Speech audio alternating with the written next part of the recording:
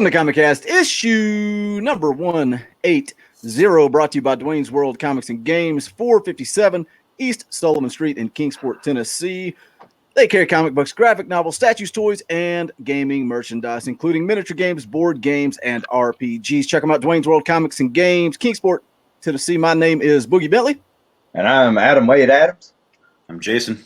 And this is Gaumer. We are at ComicCast Pod on Facebook, Instagram, and Twitter, wherever you get social with your media. If you're listening to this on YouTube, go ahead, smash that like button, share out the link. Let's grow the live chat. We got a new feature this week. We do have memberships available to the YouTube channel. I do want to thank our first two members, Comic Book Bob and Venomized Ryan, for joining the channel. You have access to emojis, maybe some private live streams in the future. We'll see how that works out, but it's right beside subscribe. I got beef with Venomized Ryan. Gomer, be quiet. We'll talk about it later. We got a special guest this week. We're joined, known for his work with Dynamite Comics on Elvira and Betty Page Unbound, but also a big project, Drawing Blood, with his co-creation with Kevin Eastman. David Avallone, welcome to the show. Thank you, guys. Are we coming out hot again, guys? Are we coming out hot? Yeah, dude. What? Yeah. We are. You were rolling around. Got to. It wouldn't be ComicCast if we didn't start with the Adam, do you want to do it this week? Oh, we can just start. We always start with I like easing into it. Yeah, but I like to make our guests uncomfortable right out of the gate. And then it's all icing on the cake after that. Because the conversation for the last 10 minutes, you guys missed a great conversation. Oh, yeah. We'll rebound and get going. But let's start. We'll start with the heavy hitters. Okay. Adam. Yeah, you want me to ask it? Yeah, ask it. We have a thing with when we have creators on. We did this start with Ryland Grant? It started when I interviewed Brian Edward Hill, and we had this connection regarding this. Right. And then Ryland came on, and it just kept building, and now it's a thing. It just blew up. So you should have had Ryland warn me. what is your David? What is your preferred Rocky movie? Oh boy, that's a good question. That's what everybody says. That's what everybody says. What a good question. I'm gonna go with it's hard because Drago is so fucking nuts. Exactly. I'm gonna go with the first one though. Yes, that's the right answer. All right. That's my favorite one. Which is a remake of the Paul Newman movie. Somebody up there likes me, but okay. Sylvester Stallone wrote it. You know he stole it from someone. Of course. You always gotta worry about guys who write one screenplay, win an Oscar, and then never write anything ever. Exactly. Really? That's a writer? Huh. I thought it was just Sylvester Stallone in his apartment with a typewriter. Oh, totally. That's all it was. So we're tracking our votes for 2020. We're going to track the votes. Liana Kangas last week said she didn't even really like Rocky, but her sister-in-law or brother-in-law liked Rocky 3. That's fine. So that's what we went. Okay. I think she won with one herself though, right? No, she voted right because she just took Rocky 3. Oh, you're right. Yeah. Adam went with Rocky 1 because he changed. I remember seeing. I am old enough. I remember seeing the trailer for Rocky 3 in movie theaters while Ronald Reagan is president. The Cold War is still going on. The audience laughed themselves sick. Wow. Like it was so, even in the 80s, even with Ronald Reagan in the White House, it was so over the top that nobody could stop laughing. We talked about it some last week, though. I think he ended the Cold War, man. Come on. Yeah. Oh, totally. I'm sorry. I said 3. I meant 4. That's Drago, right? Yeah. 4 was the first one I ever saw. Like I was at my cousin's house spending the night, and they're like, "Hey, check out this cool boxing movie." We watched it, and I fell in love. And then as I got older, it's like Adam said before, you go to respect 1 and the storytelling in Rocky 1 versus. I cry every time. But what's funny is I find myself usually quoting Ivan more than Rocky. Sure. If someone makes me mad or something somewhere in my mind, I'm thinking I must break you. Yeah, you will lose. But as far as 80s franchises go, I'm way more of like a Mad Max guy than a Rocky. Yeah. Nice. Yes. Oh, yeah, for sure. See, are they going to do another Mad Max? Because that last one, Fury Road, changed everything. Yeah, I thought they were. So good. They've got to. I think he's talking about doing another one. Oh man, it's Fury Road blew my mind. It was the one time I can remember in the theater that during the movie I noticed that I was like gripping my seat because of the tension.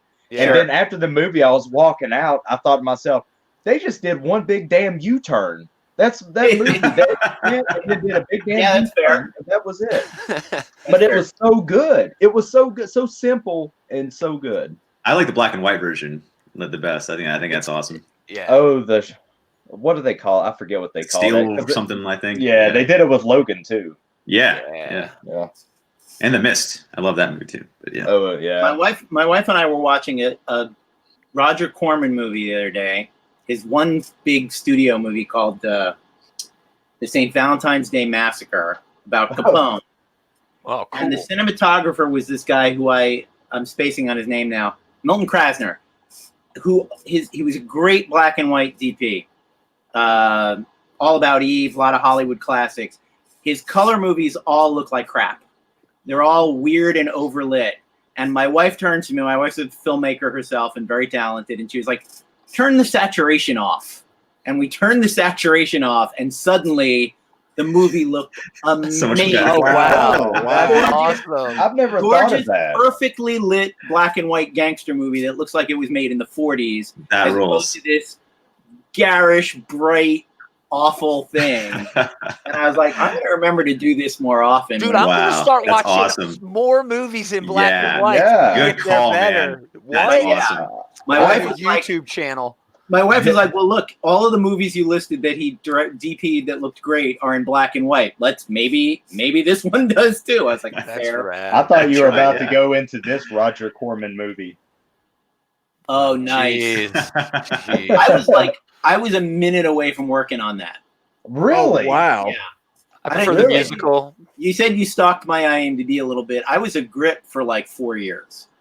In the late 80s, early 90s. I worked on amazingly good movies like The Terror Within Part 2 and Killer in the Rain, or The Rain Killer? I can't remember. A movie about a guy who murders people when it rains in Los Angeles. And I'm like, so he goes like 2-3 years without killing anybody. Right. It's not the least dangerous serial killer in the world. But yeah, I was a lighting guy there for off and on for 2, 3, 4 years. And I was on something else when they were shooting Fantastic Four. But it was all the same people that I worked with. Have you seen what the documentary? Awesome. Crappy movie. The documentary is it's incredible if you haven't seen it. They interview the actors, and some of the conditions they had the actors in, it just suspect. Like the actors were like, we knew something was going on just because of the building they were in was about to fall down around. Oh yeah, that was the main stage at in Venice, where Corman shot everything, absolutely everything. I worked on it forever, and I mean, it felt like forever. It was only a couple of years, but yeah, that movie's that's one of those real like contractual obligation movies. And yet it's still better than the Josh Trank. Nice. That's a really ouch. Like to make a worse Fantastic Four movie than that, you got to really be trying, man. Right. I love those documentaries. Another one I've got is The Death of Superman Lives. That was made by a couple of friends of mine, one of whom has now passed away, sadly, the great John Schnapp and Holly Payne. But that's I gave to that Kickstarter. I think my name's in the end credits of that thing. Nice. Oh, is it? Oh, cool. Yeah. Another documentary. I love it. It's a great movie, and it does the impossible. It convinces you that Tim Burton movie might have been good. Everything you heard and saw and whatever, you watch that movie and you go, "Oh, okay, he had a valid approach to that." I gotta check that out. Yeah, especially during that time period, you know. Yeah, no, but if any of you guys haven't seen that movie, it's really great. I recommend it 100%. You watch these movies, and if you hear like commentaries and people talk about stuff, it really, you hear everyone say it, but it's true. It's like it's a wonder any movie gets made. Oh, absolutely. Just everything that happens, whether the movie's not actually supposed to get made, it's like you said, contractual. They need to make something so they keep the property, or it's just directors and people coming in throwing their weight around, changing things. And the thing is, like, and I should apologize for crapping on Josh Trank's Fantastic Four, because he craps on it, so it's okay. What people forget, everyone wants a movie to be good. Sure. When they're working on it. I mean, yeah, you get people who are, I'm here making my, qualifying for my dental insurance and shit like that. But Right. mostly, even the crappiest movie, I swear to God, somebody on that crew really, really wanted it to turn out okay. They really wanted it to be as good as it could possibly be. And then sometimes you're sitting in the screening and you go, this was a doomed, I had no chance. And I should cut myself a break for how bad this is, because I never had a chance. Yeah, that's sometimes you're up against things that you can't possibly make better. Mm-hmm. I think in his book Adventures in the Screen Trade, William Goldman talks about the director of the Stepford Wives telling him he wanted to cast his wife in one of the main roles, and Goldman was like, well, the movie's not going to be great. He said yes, of course, because it's the director and you can't break his heart and you can't kick his wife off the set. Yeah. But the character is supposed to be like the youngest, sexiest, hottest woman in the world, and this guy's wife was a 45-year-old English woman. It's a part written for Farrah Fawcett. Right. Not that Farrah Fawcett was a thing at the time, but for that type. And his wife was a beautiful woman and a great actress, but she was never going to sell that part, no matter what you did, no matter how you lit it, no matter how you shot it. So yeah, sometimes you just go, oh, this is the moment where it all went bad and there's nothing I can do about it. I guess I'll jump in, because I think Boogie might get mad at me, since this is a comic book podcast. You know what? I'm actually proud of you, because of all the work you've done. Like, this is your alley, man. Go with it. Yeah. I love movies. I could talk about, if there's a comic book and a movie TV version of it, usually I'll go with the movie TV version. I love movies. I went to school at Full Sail. This is bragging camp right now. I went to school down in Full Sail for film and video production. Haven't done as much of it as I could have. Just done some TV stuff, but I love movies and TV. I went to school for film and have been in the film industry since 1986. I'm older than I look. And, it broke my heart, as it does break everyone's heart. And I'm having a little more fun in comic books than I was in film 5 years ago when I started writing comics. Don't you think that's a smooth transition, though? Like, so many people go film to comics. It can be. The thing that I always say, though, and this comes up a lot, I have obviously, most of my friends are from the film world and not from the comic book world. That's changed in the last 5 years, but 5 years ago was all film people and very few comics people. And I get the questions about that transition a lot. And I also get the thing a lot of screenwriters saying, my screenplay didn't sell. Should I make a graphic novel? Should I make a comic book? And I always say the same thing. Do you love comic books? Will you love this thing as a comic book? Don't spend 6 months of your life and a bunch of money and blood, sweat, and tears making what we call a leave behind for a pitch meeting. Mm-hmm. You don't want to do that. Mm-hmm. You have to make a comic book that you can look at and go, this thing is fantastic and I love it and it's a great comic book. Also, the one thing I have taught myself to not say is every writer in the world that comes to comic books from movies says, it's great, there's an unlimited budget, I can do anything. And you very quickly go, yeah, 2 people talking in a room takes a guy one amount of time to write. A coliseum full of people cheering on an army of scorpions attacking an army of gladiators takes a little more of that person's time, and you should really respect that time. One of the funniest examples of that, in terms of a thing, it never would have occurred to me in a million years. There's a 2 or 3 page sequence in the last issue of Twilight Zone: The Shadow, drawn by the incredible Dave Acosta, that takes place entirely on a long outdoor staircase.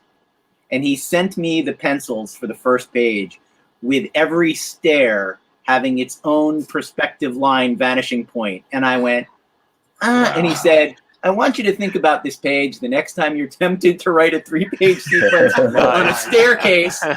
Remember what you're asking me to do. And I was like, that never would have occurred to me in 1,000 years that a staircase is hard to draw or what was difficult or anything. That was the 4th issue of Twilight Zone: The Shadow, which was a Dynamite comic from about 3 years ago, I think. 3.5 years ago. I wanted to ask you about that. If you were a Twilight Zone Shadow like yourself, do you like? I love the old black and white Twilight Zone.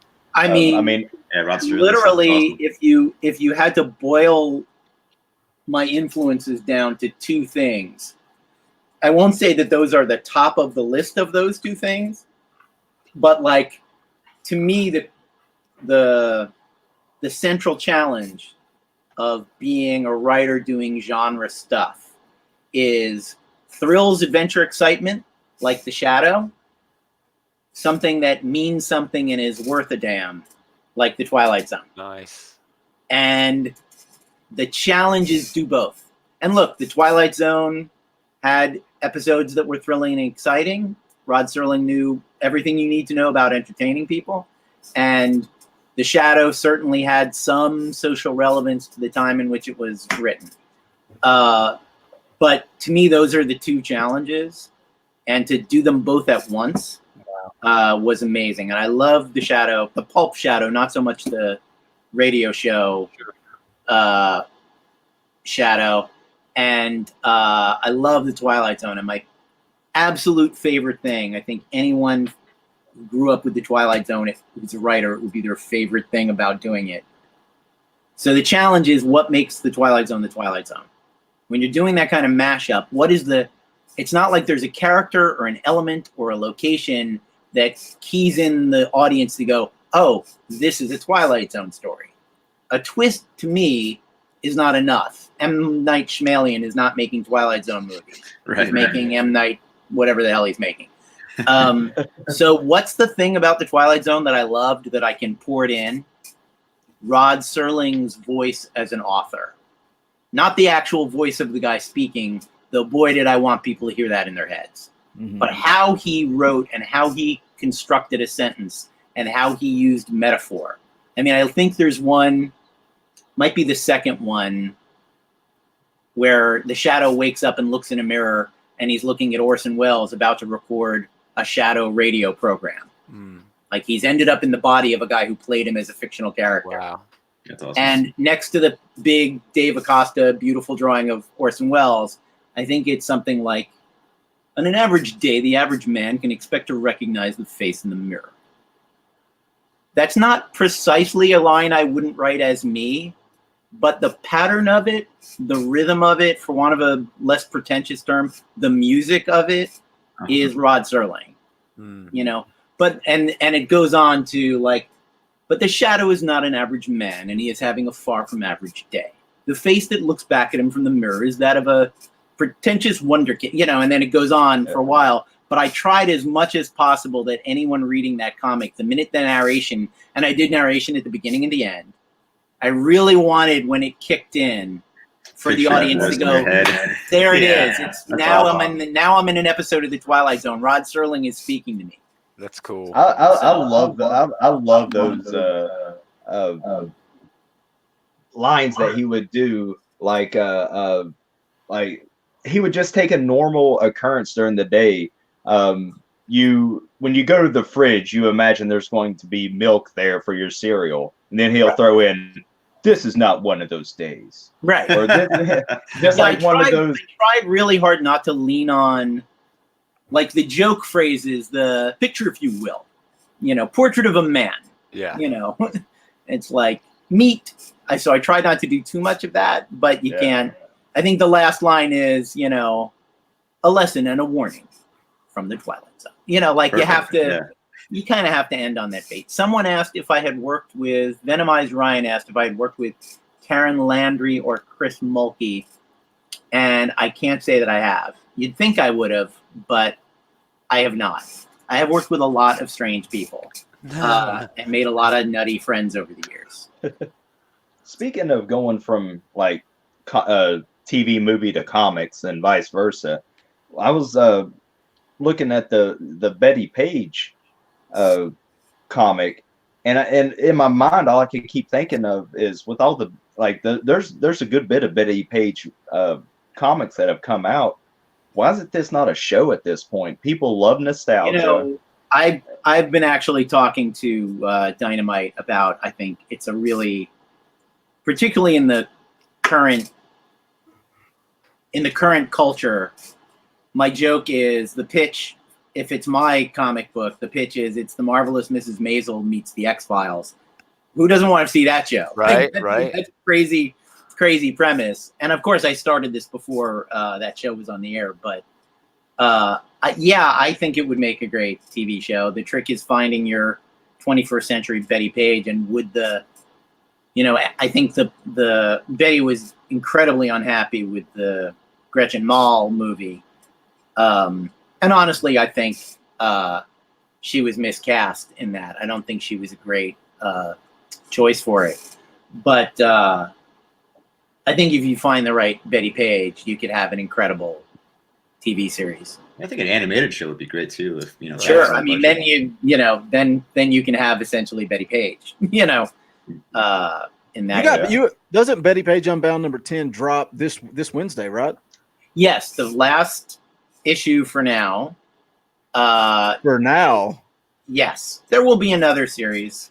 This is the third. Betty Page Unbound is the third Betty series in, I think, a year and a half, 2.5 years, something like that. Yeah.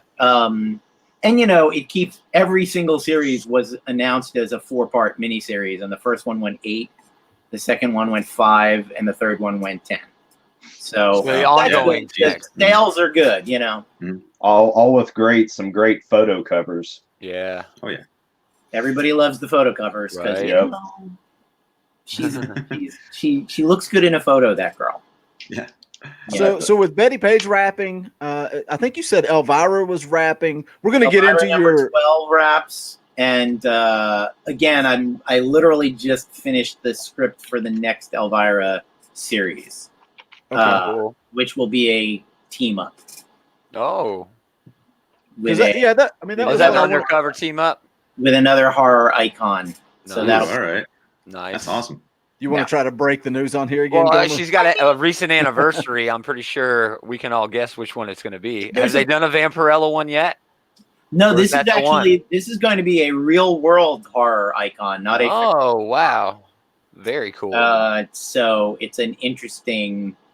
I don't think I'm waiting for approvals on the first issue, and so far I haven't gotten it yet. I've been very lucky, I have to say. Cassandra Peterson, the real Elvira, is very, very supportive of the comics, and nice. The maximum number of notes she gives me. I mean, she's a living person, which is a very different challenge, and she's letting me put words in her mouth for the last 2 years, year and a half, and she the maximum input, she will suggest about 2 or 3 alternate jokes per issue, where she'll say, on page 5, panel 2, how about instead of that, this? Wow, that's really neat though that she is active. It's great, and she has a lot. She has a lot to say. Luckily she's also loved Dave Acosta's interior work. I haven't heard any complaints about that, or any even notes about that. But she loves David. She's a little more hands-on with the covers, which I understand because the covers are the covers, and that's what's out there, and that's what people see. But we've had a lot of amazing art on it. And there was one time I had what I considered to be a pretty lame line of dialogue in one issue. And I spent about 15 minutes going, I gotta come up with something better for this. And then I went, you know what? I bet Cassandra will come up with something better for this. Nice. And one of her 2 notes on that issue was that line. I was like, she caught it. She caught it for me. So I see the question from Comic Book Bob. Hi, Comic Book Bob. What's your dream project and dream creative team? I think anyone who's really a writer has like 20 of those. Right. A lot of those would involve my dad.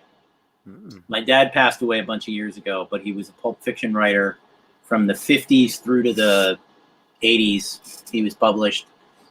He wrote a detective series called Ed Noon, the Ed Noon series. There are about 36 of them. There's a lot of that I would like to adapt. And a dream project that I'm actually working on getting off the ground, and this is kind of a wild thing. When I was a little boy, he knew I was interested in World War II. He was a World War II veteran. Oh, yeah. He told me his Grimm's Fairy Tales bedtime stories, I kid you not, this is true, all involved him and his platoon in the Second World War. So the first time I heard Little Red Riding Hood, it's Mike Avallone and his armored reconnaissance team that kills the wolf at the end. Oh, wow. Like, instead of the hunters kicking down the door, it's two GIs with Thompsons, and the wolf pulls a Walther P-38 and they spray him. You know, So like how that story is. so like Fables, but in like the 1930s Germany. But yeah, Fables in Nice. 1944, 1945. Right. And the thing is, those stories come from the Black Forest, from Germany. So Sure. it's all kind of appropriate. But yeah, seriously, like Sleeping Beauty was like, so yeah, we pulled into this small town in Belgium and there's a chick in a glass box. You know, like, and he also told the stories in that hard-boiled 1950s Private Eye thing, but telling them to a small child, which I think is hilarious. So I have a series that I'm working on. I've written a little bit of a couple of issues on it. The other dream project way out in another part of the forest is a graphic novel, a historical graphic novel about Ulysses Grant. He's a historical figure that people literally, everything they know about him is a lie, or they don't know anything about him. So, like, it's a really interesting. He's a guy who got outlived by his enemies, and so most of what you hear about him is mythology. And it would be really great to correct some of that. Nice. Yeah. So what would you do with that? Would it be strictly like biography, or do you want to do something fun with it? Because you start talking about World War II Ulysses and S. history. Grant, vampire hunter. Yeah, that's what I'm saying. I think the Grant thing I would keep. I would keep pretty straight, because honestly, he had a crazy, extraordinary life, and adventures happened to him where you would go, "No, you're totally making that up. That didn't happen." Stuff that he did during the Mexican War. There's a story he crossed before the Panama Canal existed. He had to cross from one side of, can't remember what Central American country it was, to the other through the jungle with a bunch of civilians, and half of them didn't make it. Like, there's a lot of wild stuff there beyond what you know, and beyond the Civil War, and beyond his presidency. So I have no fear that I can make those stories entertaining. Nice. He was also a surprisingly funny guy. So that's another thing that I think a lot of the real humor that you can use, and writing in that voice.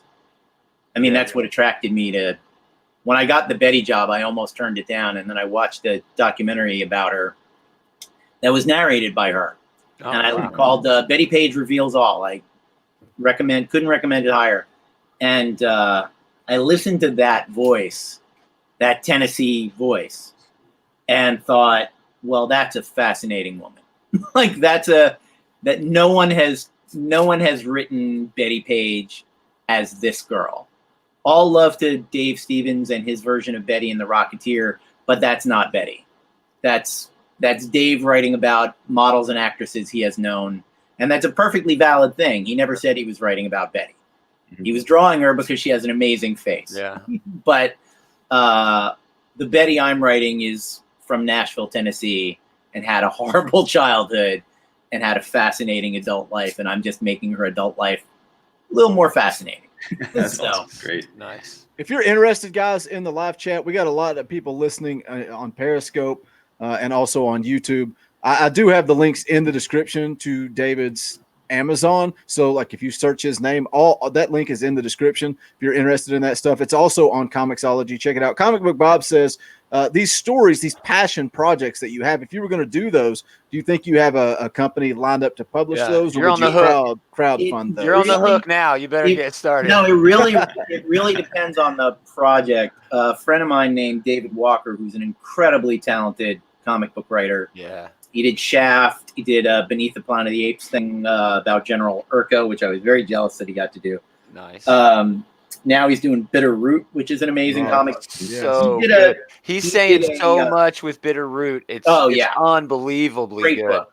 But David has a Frederick Douglass biography. Rad. Cool. Wow. A full graphic novel. And when we were talking, I mentioned this Ulysses Grant thing to me, and he was like, well, the publisher that was interested in a Frederick Douglass graphic novel might be interested in a Ulysses Grant graphic novel for very similar reasons. So I'm gonna probably look into that. But as such a good idea. As people know, I am not at all against crowdfunding. Having control of what you do is a blessing.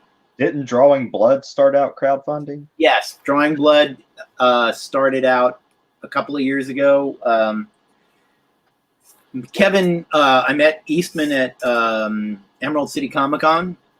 He is the nicest man in comics. I'm sorry. Stan Sakai is the nicest man in comics, but a very, very close second is Kevin Eastman. And we struck up a friendship, and 3-4 conventions of hanging out and drinking later, he said, I got this semi-autobiographical thing that I need a writer for. And honestly, we actually developed it first as a TV project. Oh. And we weren't crazy about the pushback. Pushback's not even the right word. We just felt like people didn't get it. And we made it a comic book, but it's that thing of we made it a comic book because we love comic books and we're perfectly happy with it as a comic book. That said, it is right now being developed by an animation company. Fun. Nice. So are they going to cross it over with the other book? With the Ragdolls? Yeah. I mean, the Ragdolls show up in Drawing Blood as hallucinations. Okay. I do love the idea. I've always loved the idea of a Ragdolls animated series, and there has been some interest in that because that's literally an in-universe artifact from Drawing Blood. Exactly. Yeah, it's like the Black Freighter in Watchmen almost. Exactly. Yeah. Exactly. Yeah, and that panel you have up there, that's a cosplayer comes up to talk to him and he thinks he's hallucinating one of his characters come to life. Yeah. And God knows I have seen Kevin have this interaction with people dressed as turtles. How many dreams do you think he's had with interacting with the Ninja Turtles? Right. I mean, he's great with the fans. He gives them so much of his time. He signs everything. But he's probably like, it's been 40 years. Oh no, he is one of those guys. He never I mean, look, we've all had a lot of ups and downs. He's had more ups and downs than most of us. And his ups have been crazy and his downs have been crazy. But he's never overtaken by bitterness. That's awesome. It's still, if you watch him at a signing, it's still kind of amazing how much someone brings up their infant wearing a Turtles onesie, and that's got to blow your mind. Right. Yeah. It's got to blow your mind. I've only... I've watched, I guess, some docs and some streaming series. I don't know if it was the Toys That Made Us or the movies or something, but it was the theme with Eastman and Laird kind of back together after all these years, and they were just looking over some stuff. And well, they've got a new book planned. Yeah, and they've got I can correct some of the hoopla about that because. I think it was just a one-page ad that IDW tossed out there. Yeah. IDW put out that ad, which made people think that they were working together again. And the director of and I think it was Bleeding Cool, no disrespect. Yeah. To get clarification on that story about an IDW comic being done by Kevin, Peter, Tom Waltz, Andy Kuhn, they asked the director of the Toys That Made Us. Yeah. They didn't ask those 4 guys. They didn't ask Chris Ryle. They didn't ask Bobby Curnow, the editor. They asked. I mean, Chris Ryle likes my stuff on Facebook. These are not hard people to touch. They're not hard people to get in touch with. They will answer. Humble brag. No, I'm just. I'll post a GI Joe something, and he'll just That sounds like Chris. He loves G.I. Joe. Yeah. So instead of asking those people, they asked the guy who's trying to get people to watch his documentary. Exactly. And what he said is, yeah, they came back together for the first time in forever for my thing, and now they're working together. No, that's not even a little bit what happened. First of all, there was a documentary about, 5-10 years ago called Turtle Power. That one. Thank you. Of course, Adam has it. Yeah, I have it back here too. That's the first time they were together in a long time. And what's happening with the, I think it's called The Last Ronin. Yeah, is the new thing. Is that Tom Waltz is no longer writing Turtles Monthly. It's got a new writer. And Kevin wanted to do something with Tom to keep him writing Turtles. Nice. And he found an old, don't quote me on this, but a one-page story idea he and Peter worked on 30 years ago called The Last Ronin. And he took it to IDW and Chris and Bobby Curnow and said, hey, how about me and Tom do this old Turtles idea? So that's so basically Peter's involvement with the new, and look, Kevin being Kevin, what did I say? The second nicest man in comics. He reached out to Peter and he said, hey, do you want to be involved in this? I'm doing this thing with Tom if you want to have any input. And I don't believe Peter has volunteered to have any input. So it's not them working together again. It's Kevin and Tom and Andy Kuhn, who are great. And I think Bobby's still editing the piece, and it's coming from IDW. And Peter's influence is that he and Kevin both worked on the pitch together, worked on the story idea, I should say, together. How many years ago? 30 years ago. So You're saying second nicest guy in comics, and I want to ask who the biggest dickhead is in comics. Besides Ryland Grant. I mean, we all know that. I couldn't volunteer. I couldn't volunteer an answer for that. I want to know. I mostly meet. Everyone has been. I mean, especially I come into this as a complete newcomer and outsider and all that, and 99.999% of everyone has been really nice. It's got to be hard to be an a-hole in the industry because it's hard to get and do anything, any work when you're mean to everybody. People, and it's the same thing with film, really. It's like people hear about it. Yeah. People know you're a dick. Sometimes Boogie, Boogie Gomer, whatever Gomer, and you and your long neck. And people sometimes, people sometimes make the choice to work with people who are not nice and have bad reputations. There are so many artists and writers and colorists and letterers, editors, executives who are nice people. There's no need to work with the dick. Right. Have you had a chance to meet Ed Brubaker yet? I know he's a big Hulk guy. I feel like you guys would probably connect. I have not met Ed Brubaker, and I'm a huge fan. Huge. I have met people that I've been huge fans of. How's that? What's that like?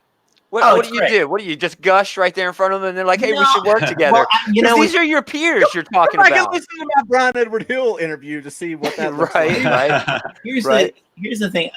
I think being in Hollywood for, I don't know, what did I say, 30 plus years. Yeah. You have a little experience meeting people that you love and not gushing all over them because it's seen as pretty unprofessional. And honestly, these people make it real easy for you. Eastman introduced me to Sienkiewicz. Nice. The 2.5 nicest guy in comics. Incredibly nice guy.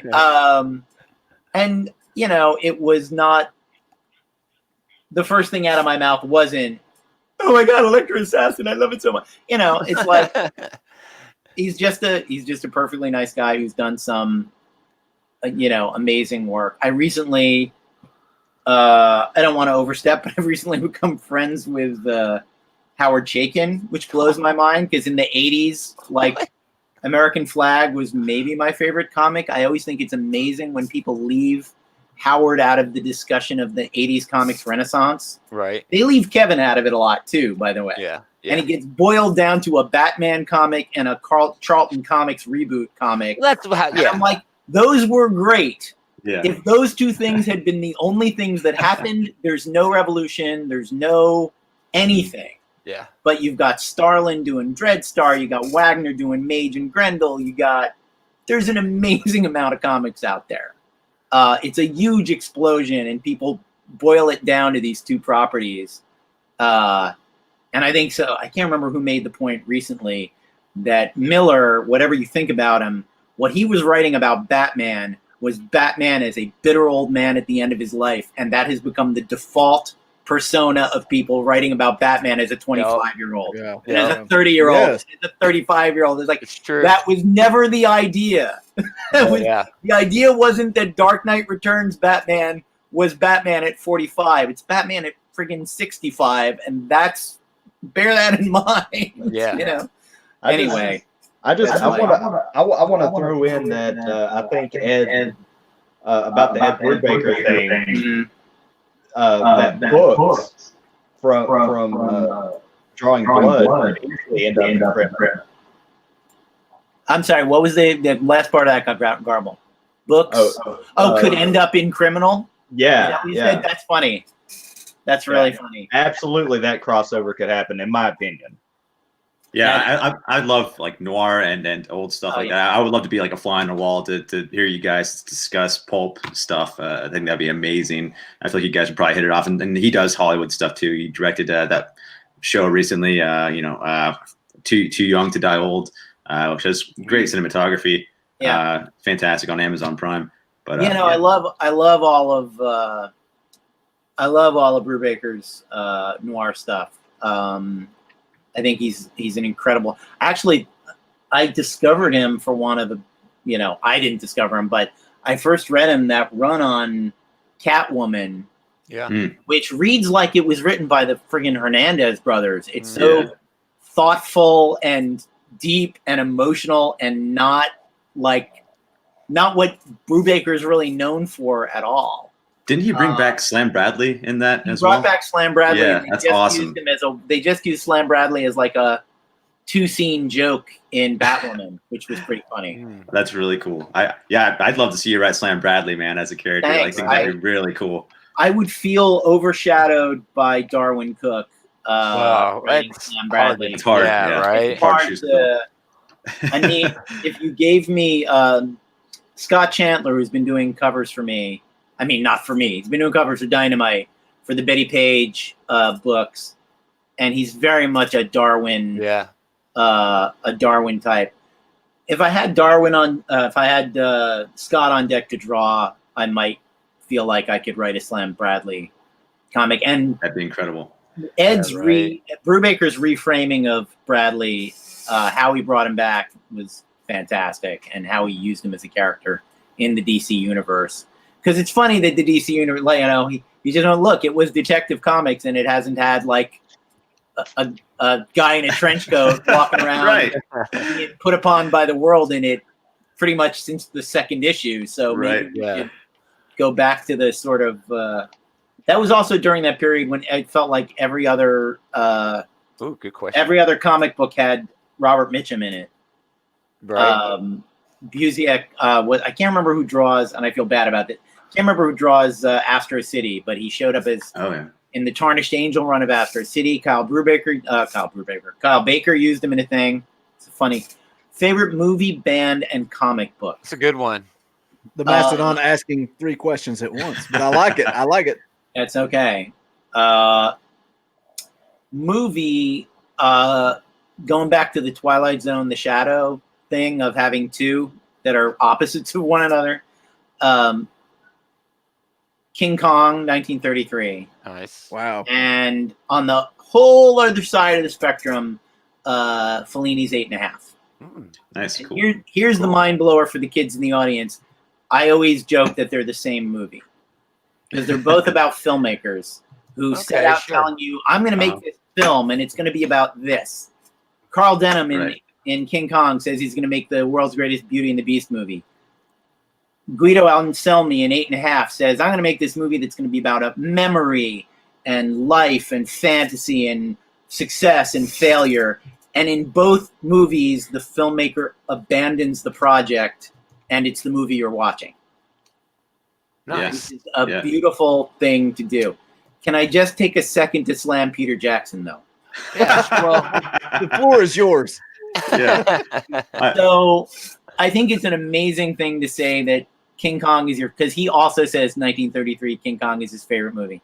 I think it's a wild thing to say that's your favorite movie, that 100-minute long, breathlessly paced, nonstop action adventure, and then make a 3.5 version of King Kong. I mean, that's where Kong doesn't show up almost for the entire running time of the 1933 King Kong. You could drop the 1933 King Kong in the first hour and a half of Jackson's King Kong. Still hasn't gotten to the monkey yet. Wow. Favorite band, in the sense of band, I would probably say The Who. Cool. Solid answer. Band. If we're talking about what I like a little bit more than rock and roll, it would be John Coltrane. Nice. And if we're going to talk about the geekiest thing I will admit about myself is that my favorite music in the world is John Barry soundtrack music. Oh, interesting. Okay. Yeah. Guy who did the James Bond soundtracks among a billion other things. Nice. But that's a lot of what I listen to when I'm writing. Oh, fun. That rules. And comic book is a hard one. All time this week. All time is changes depending on what I last read. Yeah. But I'll say this. Actually, I do have an answer. My first comic book when I was a little kid was Sergeant Fury and his Howling Commando. Oh, sweet. And Nick Fury is my favorite comic book character. And I realized many years later it's because he's my dad. Wow. He's a sergeant in the Second World War. And my dad wrote the first Man from U.N.C.L.E. book in the 60s. Nice. So you got the sergeant in World War II, and you got the shield uncle in the 60s. Also, my headcanon is that he's Italian American, and there are no Italian American heroes in comic books. Nobody say the Punisher. That man is not. Good point. I'm not gonna argue Frank Castle as. And also, if you want the Italian American hero in comic books to be a guy who is a cold-blooded murderer, I'm going to say, well, there's every cliche about Italian American. Exactly. In media, yeah. That I don't want to be a part of. So Alpha and Omega again, Omega Effect. And then my other favorite is, I can't boil it down to New Gods, but Kirby Fourth World. Nice. Man. And so good. Darkseid and Nick Fury. Sure. Literally the Alpha and Omega, the Alpha male and the Omega Effect. Nice. Of my comic book love. And I love Tom King's Mr. Miracle because I think what people get wrong when they work with the New Gods characters is they try to turn them into either superheroes or into a Jim Star. And I love Jim Starlin, but they try to turn them into a Warlock, Guardians of the Galaxy, Thanos, cosmic space opera thing. Yeah. And Tom King got, no, man, they're metaphors. People, they're just us. They're meant to be metaphors of psychological conditions. And that he did a whole comic about Darkseid as depression. Right. Made me think, you understand what Kirby was getting at there. Nice. Yeah, he's one of those writers where it's like he blows me away with things like Mr. Miracle and Vision. He nails it, but then what happens with like Heroes in Crisis? I was going to say, he can't just let it live. He's like, Heroes in Crisis is like the worst thing I've ever read. I don't get how a writer can do that. I will be perfectly honest and say I didn't read it. Okay. Mute Jason is going in the live chat with my emojis. Mute Jason. The thing, to talk about writing for Dynamite for a minute, obviously they don't pay the most and they don't have the best distribution in the business. But I have been given complete creative freedom over there. That's awesome. To write whatever that. And sometimes I'll write a Betty Page script and go, really, guys? You're going to let me do this? Okay. Awesome. Betty Page Unbound #4 is literally Tinkerbell versus Cthulhu, and nobody went, come on, dude. This is a model. This is supposed to be about a model in the 1950s. Right. You're really doing Tinkerbell versus Cthulhu. So is that going to be more work over there than for you and Dynamite? I think so. I mean, I think like I said, we're rebooting. Reboot's the wrong word. We're restarting Elvira in a new series with a new partner, and I have some Betty Page pitches in that we're just sort of deciding which one we're going to go with. Hopefully. Well, let me tell you. When I hear you talk about World War II and you talk about history, I can hear passion in your voice. And when you talk about your dad, and for me, my grandfather was a tank commander in World War II, and that's a huge passion of mine. Sure. And my grandfather passed away when I was 1, so I never really got to have conversations. But through my aunt, who also has a passion for World War II history, I got those stories of my grandfather. And when I hear you talk about your dad, man, it resonates with me. Like I feel that same passion. Cool. I think you need to step out, go crowdfunding, and write that World War II story. That will definitely. I mean, look, I'm working on it, and it will definitely happen. And I will say that, in a kind of crypto way, a lot of Dad's stuff is in Betty Page because it takes place in 1952. Yeah. I'll in the comfort and privacy of this podcast, I will tell you that her boss in Betty Page, Captain McKnight of the U.S. Air Force Project Blue Book. My dad wrote a one-off novel in the 60s, never went anywhere, called The Man from Avon, about a agent who worked for the U.S. government fighting UFO invaders, and his name was Larry McKnight. Nice. So that is literally one of my dad's characters, who's a regular character. And that's awesome. I'm sure, so awesome. Like it's not, I don't make a big deal out of it. It's not a thing, but like I have peopled that world with. And the thing I was going to say about Dynamite and why, and this is a thing that could be a career killer for me to say out loud, so I try not to say it too often. Honestly, I would rather write Betty Page and Elvira than Batman or the Fantastic Four. Yeah, because of the freedom.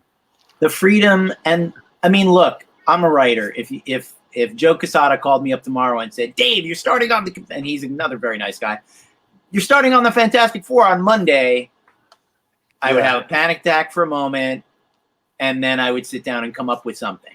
But my first reaction is going to be, I guess they fight Dr. Doom or something. I guess Galactus or whatever. I think that's what especially at the big two, that's what they need.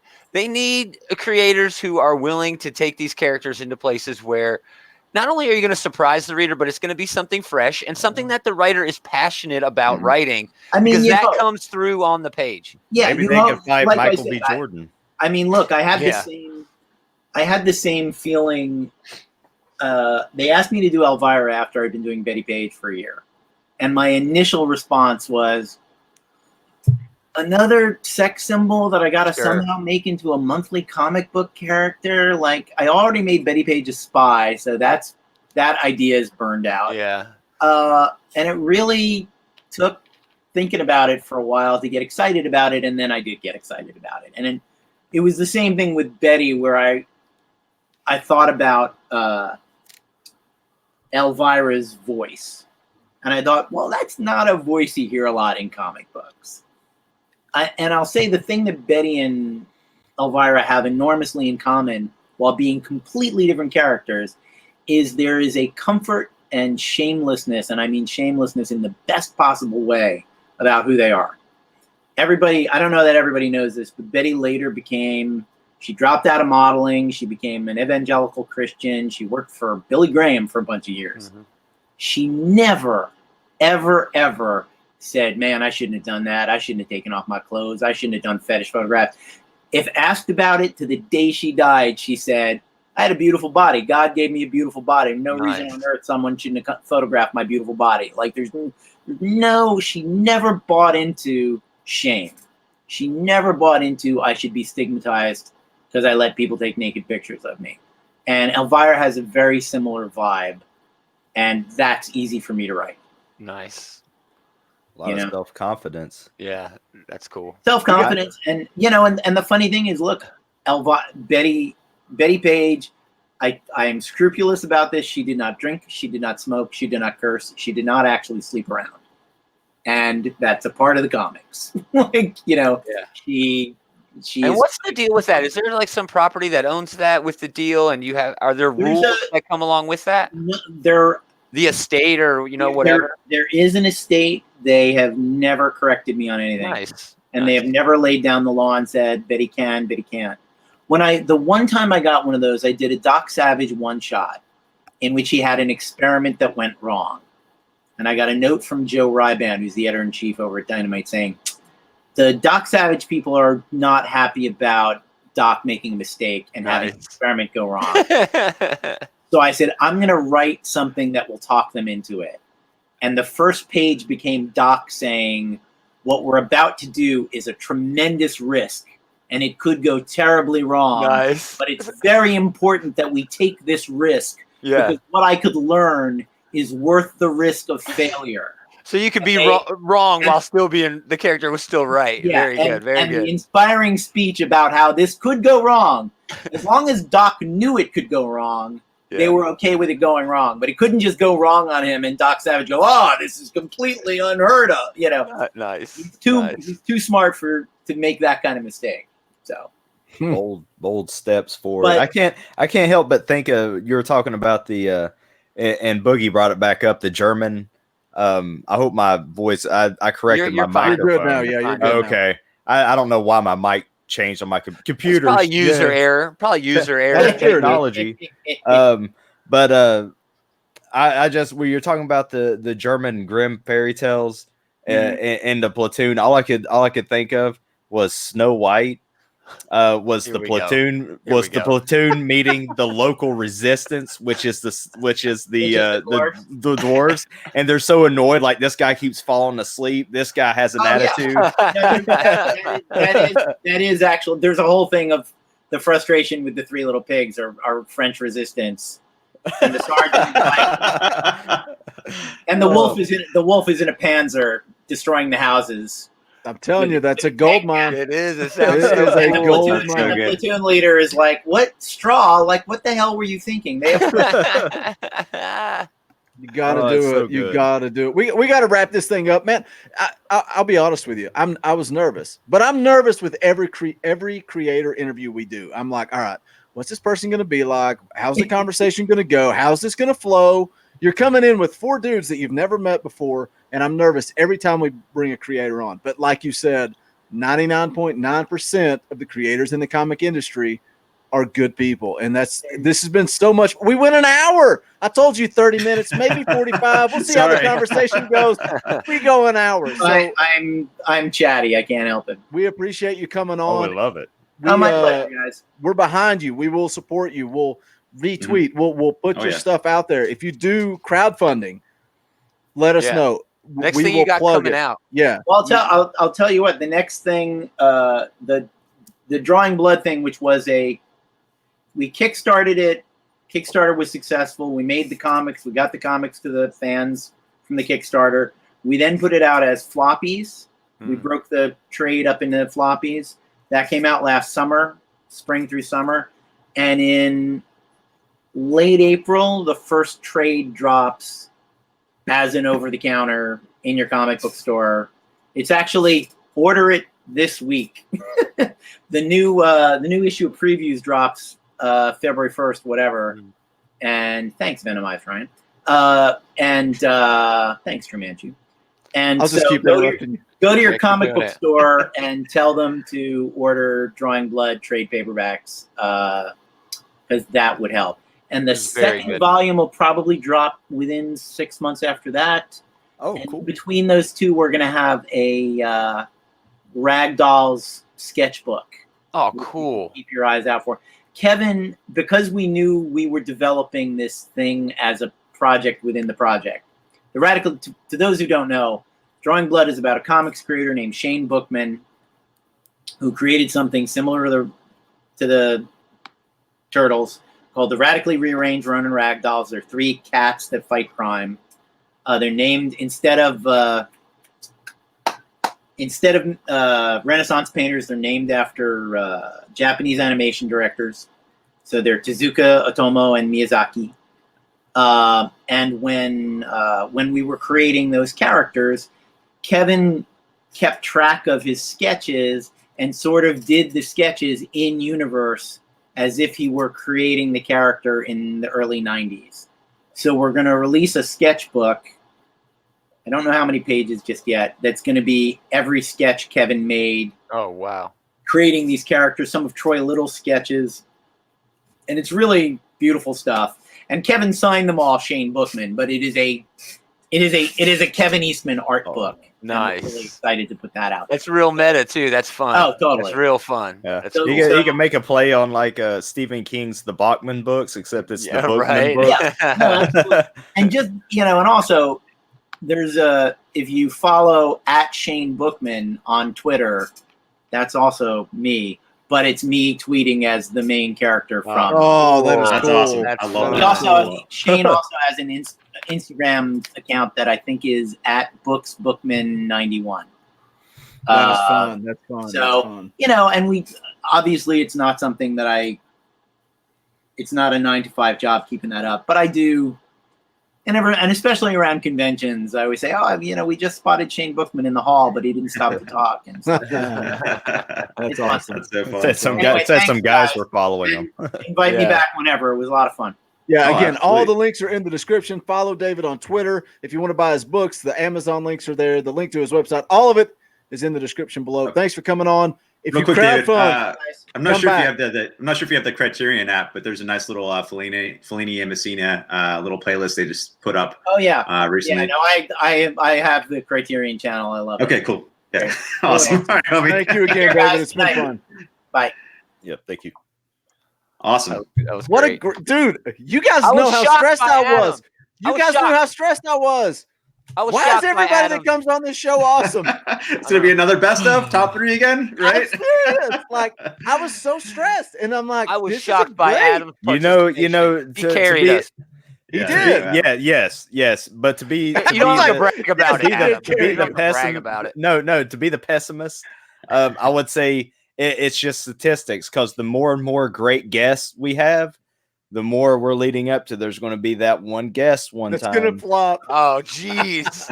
Don't do that. Who's that going to be? We need to sign up behind Boogie. That's like, 10 days without an accident, 15 days without 10 episodes without a bad guest. Wait, have we had a bad guest? No, I don't. Well, that one Adam screwed up, only recording half of it, but I don't think that was the guest. No, that was me. That was bad. That's one bad host. We have that every week. So whatever. Man, that was awesome. Great guy. What a great guy. It was. What a great interview. I wish he would do less movies so he would make that damn World War II Grimm's Fairy Tales thing. Holy crap, dude! He was talking about it. I was getting so excited. I'm like, I got to jump in, and then he changed gears, and I'm like, no, I got to go back. That's what I want to talk about. Yeah.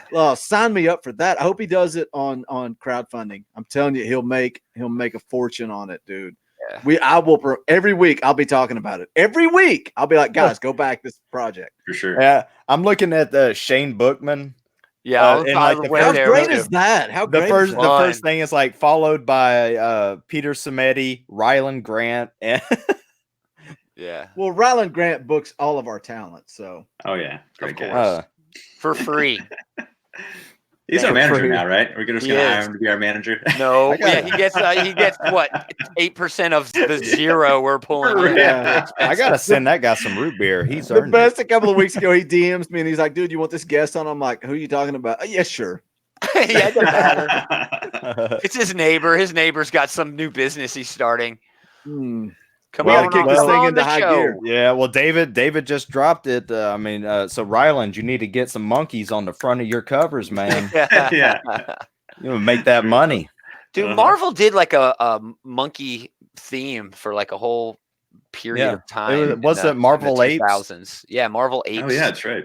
So DC had some ape covers too, didn't they? And they had a great Gorilla Grodd cover just last year. It was in my. Let me say this real quick. Venomized Ron, are you still in the chat? You're giving away a free comic book, to somebody, like physical paper.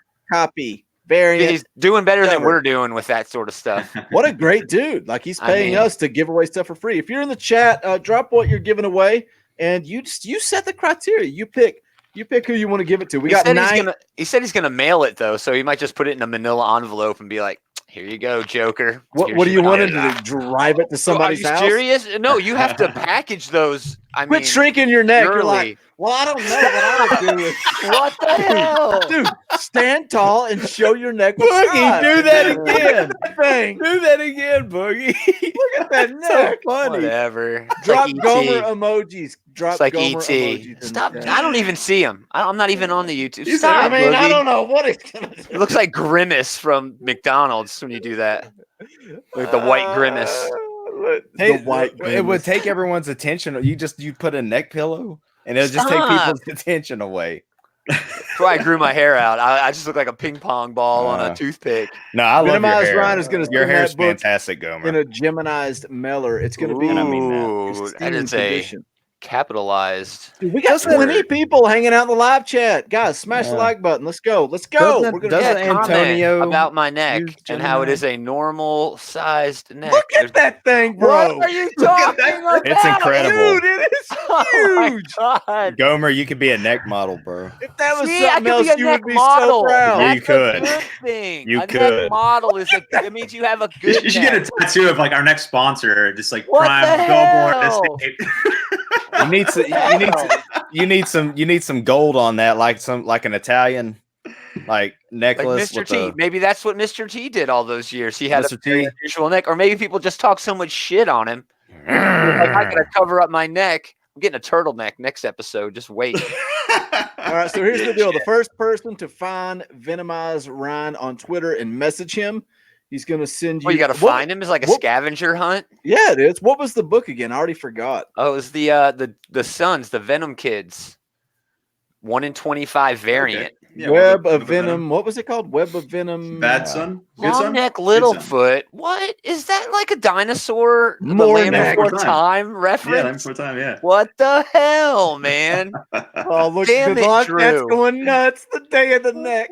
Come on. Oh man, Can we that's call awesome. Wonder Woman number 750, please? Yo, No, where's What's Bring long that neck? offense. Long neck, Littlefoot. I don't get that. Is that like Dude, it's a Land Before Time reference. You never saw the Land Before Oh, Time? yes, I forgot about it though. Can't believe this. I just remember happening. which one was the kind of Patriot. the dumb one. Not that- the neck guy. that He was the didn't main talk. one. He was the main one. Oh, Ducky, right? No, The not one that says Ducky. Yup, yup. Not Petrie? Ducky. The one that was just kind of like. There were so No, damn he was- many of those. They're like the Fast and Yeah. the Furious movies. That's a crossover that used to happen, right? Yeah, there were so many of Wow. those. the land and the Timius. Damn it. The Day of the Neck. What We does should that bring back- even that's We should mean? bring back best. the old emoji. Show them the old emoji next week.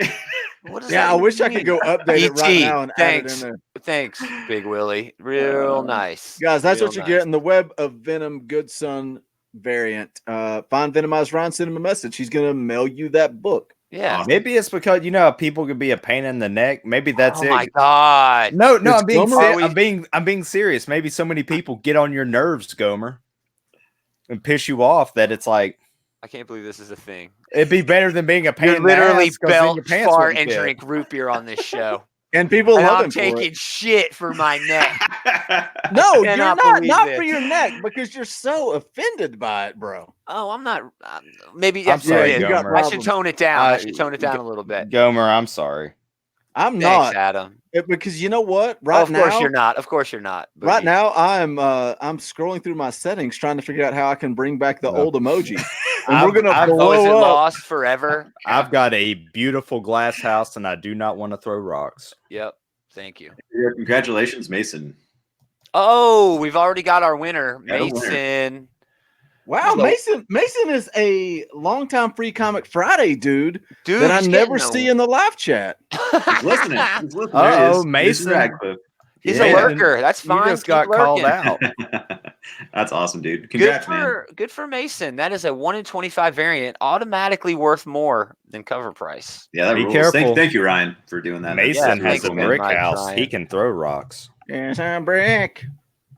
Get it? Because Ah. his name's Mason. No. It's We're gonna talk about completely some not comic books clever. or- Yeah. I guess. I Hey, didn't Mason, win. Mason, you Follow. want a free comic while you're here? Go ahead and smash that like button. And Yeah, you're subscribe. welcome, Mason. Tell your pals. Thanks, man. Good job. Good job. Man, thank you again to David Avallone. Yeah, he was a wonderful interview. Yeah. I wanted to talk about more stuff. He kept thinking, like bringing up stuff that I wanted to talk about, and then he would keep talking, and like it would change. I felt like I needed to take notes. I was like, oh no, can you go back to let's go back and talk about King Kong for like 45 minutes. Yeah. That's how I felt when he talked about World War II. I'm like, dude, let's talk about World War II. I'd love to just talk to him about Fellini, old directors. Yeah, exactly. Yeah. Just like his stories of gripping on sets. I would love to just hear those stories of him gripping on sets. Mm-hmm. Yeah. Tell us a story. What does that mean? That means you give hand jobs to the director, right? That's what the grip does. No. Shut up, long neck. That's if you want to be included in that as an actor or a grip. A grip. No. Are we ready to talk about? You use both hands at the circle jerk, and neither one of them are on your side. What is happening? Not if you're a grip. If you're a best boy. Hey, film joke. The best film boy. Joke. Hey, the best boy. Demonetized. Yeah, Drew Manchu. I didn't win. Unfollow. It's okay, Drew. Such a great Mason Radcliffe. Yeah. Mason, are you guns akimbo? I was going to make an emoji of that, Jason, but we need more members. Somebody become a member of the channel. Yeah, tell me again about the subscription. Hit the join button. Let's go into the live chat and look at it. Look at all these great emojis. You can have fun with them. We're talking about doing some private streams, and all that means is only members can chat. And it's dude, it's $2.99 a month. That's a cup of coffee. And you can get like Sarah McLachlan and Sad Dogs. Shut up, Gomer. And look, when Gomer's pissing you off like that, you can just go mute Gomer like I just did in the chat, and that tells Gomer to shut up. Yeah. But for $2.99 a month, it just tells us, hey, and David's in the chat already saying, hey, if you guys want to do more King Kong, I'll come back. Yes. Awesome. Oh, he's thinking of Fluffer. That's what it is. He's right. What the hell? Oh, that's awesome. Yeah, totally. I love it. Yes. I will totally do a King Kong episode. Fluffer. Where have you been the last 18 seconds? 2 seconds, yeah. I think he's talking about King Dong. Yeah. Better. That's a much better version. Venomized Ryan wants his own emoji, and I think we can make that happen. Yeah, but guys, what we should do. We should raffle off emojis for the. We should because we can only do so many emojis per members. We're maxed out right now, but the more members we get, the more emojis we make. I'm going to do a new character where I just do everything vulgar on this show, and I'm going to call myself Demonetized Ryan. That's not bad. It's a good one. Talk about Wonder Woman number 750, Jason. That's mine, huh? That's a bunch of short stories, man. Written by a lot of people. It had some great pinups in it, dude. Yeah, you're right. It had a lot of good pinups in there. The art was mostly fantastic. I would say like 8 out of 10 stories was great. Great looking. As far as the stories and plots and stuff, I think that the Bombshells one might be my favorite because it was more fun to look at. 100% agree. Yeah. I love the Bombshell character. I was also a huge fan of the Greg Rucka written one because it's the same team that did Black Magic, and I was a fan of that. Nicholas Scott. Mm-hmm. So I enjoyed those two the most. What about you guys? Do you have stories? She saved FDR. Yeah, that's right. That completely rewrites Doomsday Clock, doesn't it? Because that's Alan Scott on that bus or subway car. Yes, he appears to be inspired by Wonder Woman's example. Yeah, that was the Scott Snyder story at the end, the last one. The one that actually means something to the continuity of the universe. Yeah, I think if you want to read what happened in continuity recently and how DC's rewriting things, I guess just read that last story written by Scott Snyder. $10 for 3 pages. Right. But yeah, Alan Scott is in the crowd. He's inspired by her saving the president, and you see his ring glowing. I love Alan Scott. Yeah, you got to show that part. Why? Why do you have to show that? Adam brought this up in the chat, and he's like, "What are you making there?" Yeah. Hey, long neck. Look in the chat. I brought back the long neck emoji. It's in the chat. I'm not in there. You know what? That's what you're doing. That's what you're doing, Boogie. Thanks for being in the during chat, the show. That's what you're doing. I didn't read this book, so I'm bringing back Long Neck Gomer. Bird of Prey. That looks good. Post Long Neck Gomer in the chat. I did like how I'm more worried about the nose in that image. Where they did the variant. They did the variant covers with the for the different decades, and with each one though they changed the logo to match Yes. the decade. I did like that. You like that DC logo? AK David stole that logo and made an OG logo out of it. That's right, those shirts. Yeah, show us those shirts, now dude. realizing No, that. let's stop talking about David. Gosh, I love those shirts. I triggered Boogie. I could see that. That'd be easy to make an OG out of. That's cool. Yeah. But otherwise, an uneventful book that was way overpriced. It's obviously the publisher taking advantage of something that started okay with Detective Comics 1000 and Action Comics 1000. I understand that. But then they're like 750. That's just as an important of a number as 1000. What the next thing coming up is the Robin one, right? They're doing a Robin, and there's decade covers for that too. There's a Joker one announced for later this year. That one's bound to have. So we're going to get a sassy Nightwing cover. No, I don't think they have a sassy Nightwing. So wasn't there like a Wonder Woman, like some kind of big special Wonder Woman not too long ago that was kind of overpriced a bit? I don't remember. I don't think so. Or more expensive, like some kind of anniversary issue or something. This is number 750, but all of those books are also getting the 80-page spectaculars, which is what Robin and Joker are getting, the 80th anniversary 80-page spectacular. Oh, okay. So maybe Wonder Woman got one of those. That might be what I was thinking of, yeah. Flash is up next for the number 750 treatment. Cool. I'm looking forward to that. I love Flash. Dope covers on that. I agree with William Pace in the live chat. They're doing this trash for Joker, Catwoman, Robin, and Flash. You guys, if it was Marvel, would be ripping on it, but when it's DC, you act like it's okay, and they're changing history. It's bullcrap. It's the same garbage that Marvel did. Same garbage. Oh, I'm not saying they're not doing this to make money. No. I'm just legacy numbering. It's important. Well, legacy was like a legacy numbering is different. It's different. We've argued this before. It's not the same thing. It was like a soft reboot because they don't reboot, but that was like their configuration of stuff. It's the same crap, man. I already mentioned that this is the same sort of thing they're doing that they did with Detective Comics and Action Comics, only they're doing it with number 750. Yeah. But that FDR story where Wonder Woman is the first hero in the DC universe to pop up and become the heroes that we know that are going to be, happen later. That is the important, meaningful part to the overall DC shared universe. Marvel's legacy numbering didn't do anything to change the universe. All it did was change the number on the front of the book. So why does Wonder Woman have to change the number? Why can't they just do that? They don't have to, but because there's something important in here, I'm going to say it's important. It's the same bullcrap. I just talk shit on them changing the number. I just said 750 is the new 1000, and that is dumb. Yeah, that is stupid. I agree. Just. But there's something important happening in this, and it's not the same thing that Marvel did. The number Marvel didn't do anything. Oh, the number on the front of the book doesn't bother me. But I will talk shit on it when it happens. And I did. I in the context of my review for this, I literally talked shit on DC for changing the numbers of books. I wasn't listening. I know. You were changing the fucking emoji. Put a long neck in there. That long neck Gomer. Austin Comics is here, says, late to the show. What's up, y'all? Nothing but you missed it. Where'd you find it? Austin, or the number on the cover doesn't bother me. I was going to put this up, and then I was like, when the number doesn't meet my agenda, but I'll put it up. When the number on the cover is supposedly is justifying a price, that's when it bothers me. Oh, and that's exactly what they're doing. They're taking advantage of this arbitrary number they pulled out of thin air, number 750, to try to get the same sort of gimmick, really, that they did with Action and Detective 1K. It's throwing 750 on it. Like, that arbitrary number is somehow supposed to be important, but they're also having this cool bit with FDR and how she made Alan Scott be the first Green Lantern or whatever and be a hero, and she's the first hero.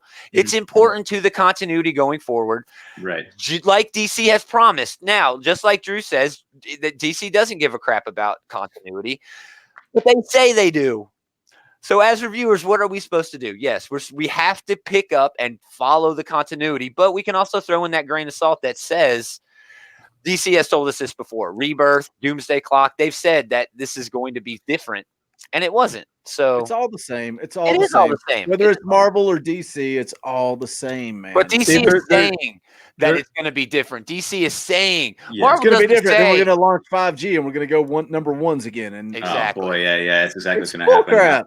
I'm waiting to see what this crisis thing's going to be about. But like, I kind of like these because you try to personify and figure out what the true nature and character of your writing, you know, what character it is. Like the Batman one, Superman is super hopeful, inspirational, but I guess Wonder Woman is the exact same thing. She's just hopeful and inspirational.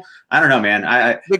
It's hard for me to get behind Wonder Woman for some reason. She just doesn't excite me as much as like Batman or Superman or the Flash. Even you know, you said it a couple of weeks ago. Every time you read Wonder Woman, it sucks.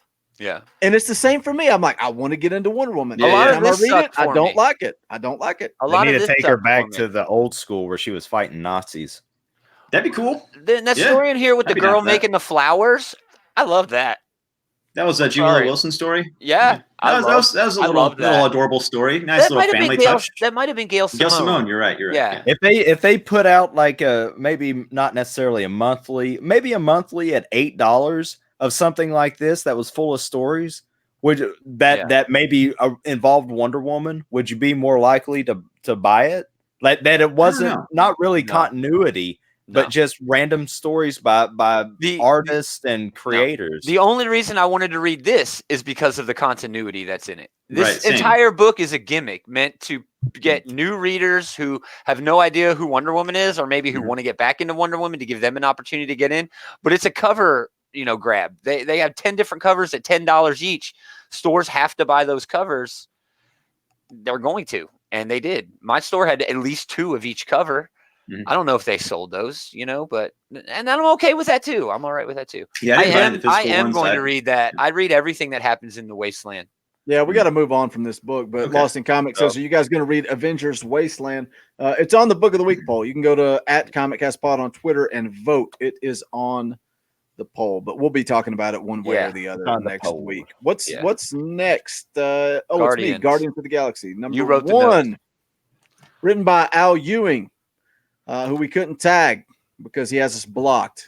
I was hoping that we could interview him because of blockchains. You can watch an interview with Al Ewing and Drew Manchu over on the Comic Book channel. And or not, screw that guy, because blockchains are stupid and you're a bitch for using He didn't mean to. He didn't, Okay. We should interview him. Guys with long hair are dickheads, so I'm going to block them all. You're right. And long necks. Written by Al Ewing. I tried to mix it up, dude. Art by Juan Cabal. Colors by Federico Blee. Letters by VC's Corey Pettit. Or if you're Adam, it's Petite. Hey, Petite. Dude, Guardians of the Galaxy. The Guardians. I don't even really know what all of us thought on this panel, but I thought Donnie Cates wrote a fun maxi series for Guardians. I liked it. It was on my list for best stuff of the year at Marvel. Yeah, it was really good, man. He put Rocket through the ringer, but after surviving the Universal Church of Truth, now the Guardians are going on vacation. They're doing weird stuff like having Thanksgiving dinner outside at a big table with a turkey that has weird skin. I don't know why, but whatever. That was funny. I like that. Yeah. You liked it? Because I thought it was stupid. Yeah. I liked it. A little bit of levity. You know what I mean? They're just chilling, hanging out. You need some rest after all these NW, the universe events over and over and over. Maybe. It's Groot giving. How many times do they go on vacation? But look, there's a threat looming over the galaxy, and Nova calls on the Guardians. But we're on vacation, bro. We can't. But no, the Guardians are dead. The Guardians are dead? Yeah. The Universal Church of whatever murdered them all. No, the Nova Corps. Oh, yeah. Sorry. The Guardians are on vacation. Sleeping. But Peter and Rocket managed to escape and sneak out in the middle of the night. But don't worry, Peter sends a text and says, I'm going to take care of business. That was good courtesy of him. If you want a full-blown Guardians of the Galaxy book, this isn't it. This is something, and this might be fun. I don't know. For a first issue, I didn't like it. It just didn't pull me in. I thought the art was average. The story kind of bored me. It felt very slow and kind of trying to transition between what Donnie Cates did into what Al Ewing does. That's the problem I had with it. Al Ewing's a great writer, and he may do great things with this book. But for a number 1, man, give me something good. Yeah. I hope you guys dug it. I wasn't shout into it. out to Thrash Jaws in the chat. That's Eli over in the Comic Book Bullies. They always talk about putting Nice. the toys back in the box. You know what I mean? The one writer's finished. He's got to put the toys back in the box for the next writer. Donny Cates did not do that. Donny Cates left. All right, Rocket's going to get better, everything. But it really wasn't back to point zero, square zero. So Al Ewing kind of had to do that. And yeah, the method he used, we're on vacation and then we're going to get reluctantly pulled back into our guarding of the galaxy. Yeah, that was wonky. But I would have been okay with that, but I want the Guardians. I don't want the Guardians with this makeshift Nova Corps team with Marvel Boy or whatever that crap was. Oh, yeah. That looks so stupid. That's not what I want. That's what you want, Guardians of the Galaxy. But I'm a fan of the Olympians being in this. Exactly. Hercules is awesome. Yeah, dude. I was waiting for you that. guys to be done bitching so I can gush about it. Go ahead. I like this too. I love I love Avengers No Road Home, Avengers No Surrender. Those are both great. And this is a continuation of that storyline. We've seen what happens with those Olympians, you know what I mean? Like they were banished, they're being reborn, and now they're reborn, and something like I guess Hercules was gonna watch over them, make sure things go okay. I want you to keep gushing. I just want to say something. You guys bitch about Donny Cates doing that. You guys bitch about Donny Cates continuing his stories and doing his thing. I didn't read Al Ewing's Avengers, so this means nothing to me. I don't bitch because I don't read it. I didn't read that either. What you're complaining but about I still Donny like Cates for, you're now praising Al Ewing for. What do you mean? Like, he told this story in Avengers No Road Home and this story in this, and now he's bringing Donny it to Cates. Guardians. Like, what do you mean? And he's talking about Thor. He's talking about how Thor is cosmic now. Where's the bunny character in there? It's not a continuation.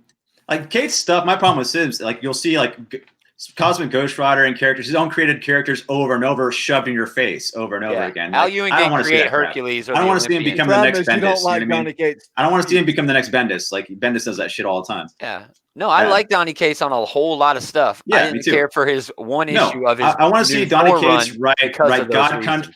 I want to see Donny Cates write God Country, Silver Surfer Black, serious stuff with Thor, not his family mode, fun family adventure, Guardians of the Galaxy mode with Thor. You know what I mean?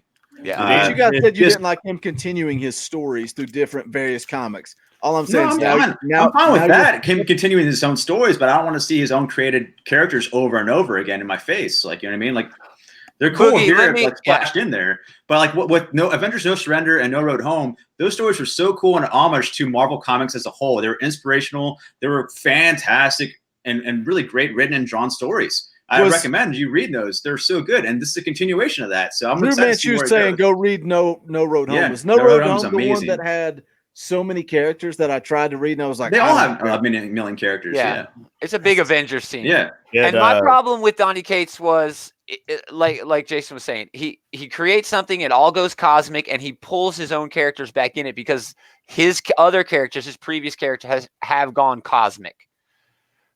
Al Ewing is grabbing Hercules, Marvel Boy. These aren't characters he created. These aren't his Silver Surfer Black. Right. Yeah. These are other characters that he's pulling out of other stories. Honestly, I didn't read No Road Home and the other one, the Gone Too Far, or whatever the hell it was. No Surrender. I didn't read either of those. They're awesome. But I enjoyed this first issue as a Guardians of the Galaxy issue. Cool. Yeah, I'm glad you guys enjoyed it. He's wearing like a suit, dude. Come on, it's not meant to be like your when normal I read Guardians. book. I know, and I want my Drax looks stupid. Drax had what 3 words in this? Yes, he wasn't in it at all. Yeah. And Gamora, I want Gamora there, and it's well, it's really worth Gamora. This she's definitely being written more conservative. She's always like ready for fighting, ready for battle. And I've never seen Gamora written like this before. So that I'm not too excited for. Yeah. I mean, guarantee she's going to meet up eventually. You know, we're going to have the whole entire Guardians crew back into this. She's going to go after Peter and rescue him for something. You know what I mean? And then she's going to go all warrior again. Saying, man. Yeah. Like maybe it's going to get better because you, like you said, he's going to bring the rest of the team into it. And maybe I'm bitching and it's going to. And I have faith in the writer. Yeah, me too. He's a good writer. I agree. And I want to see how this ties into Empire also. You know what I mean? So I'm down for this so far, dude. I enjoy it. I think for me, I want him to blow my mind with the first issue. That's asking a lot, though, to go from Donny Case's like fun Adventure Time book to a more serious time. Piece it together. I get it. Yeah. Hard transition. I really didn't care. I mean, I didn't care about the book. Okay, moving on. Nothing really grabbed me. All right. No, I didn't. I was just joking, but Rocket Raccoon's wearing a suit for some reason, and I can't get over I got it. to pee so bad. I got to pee so bad. Go for it. Go. None of You gonna y'all get the bottle? The, You gonna get a bottle? it doesn't matter.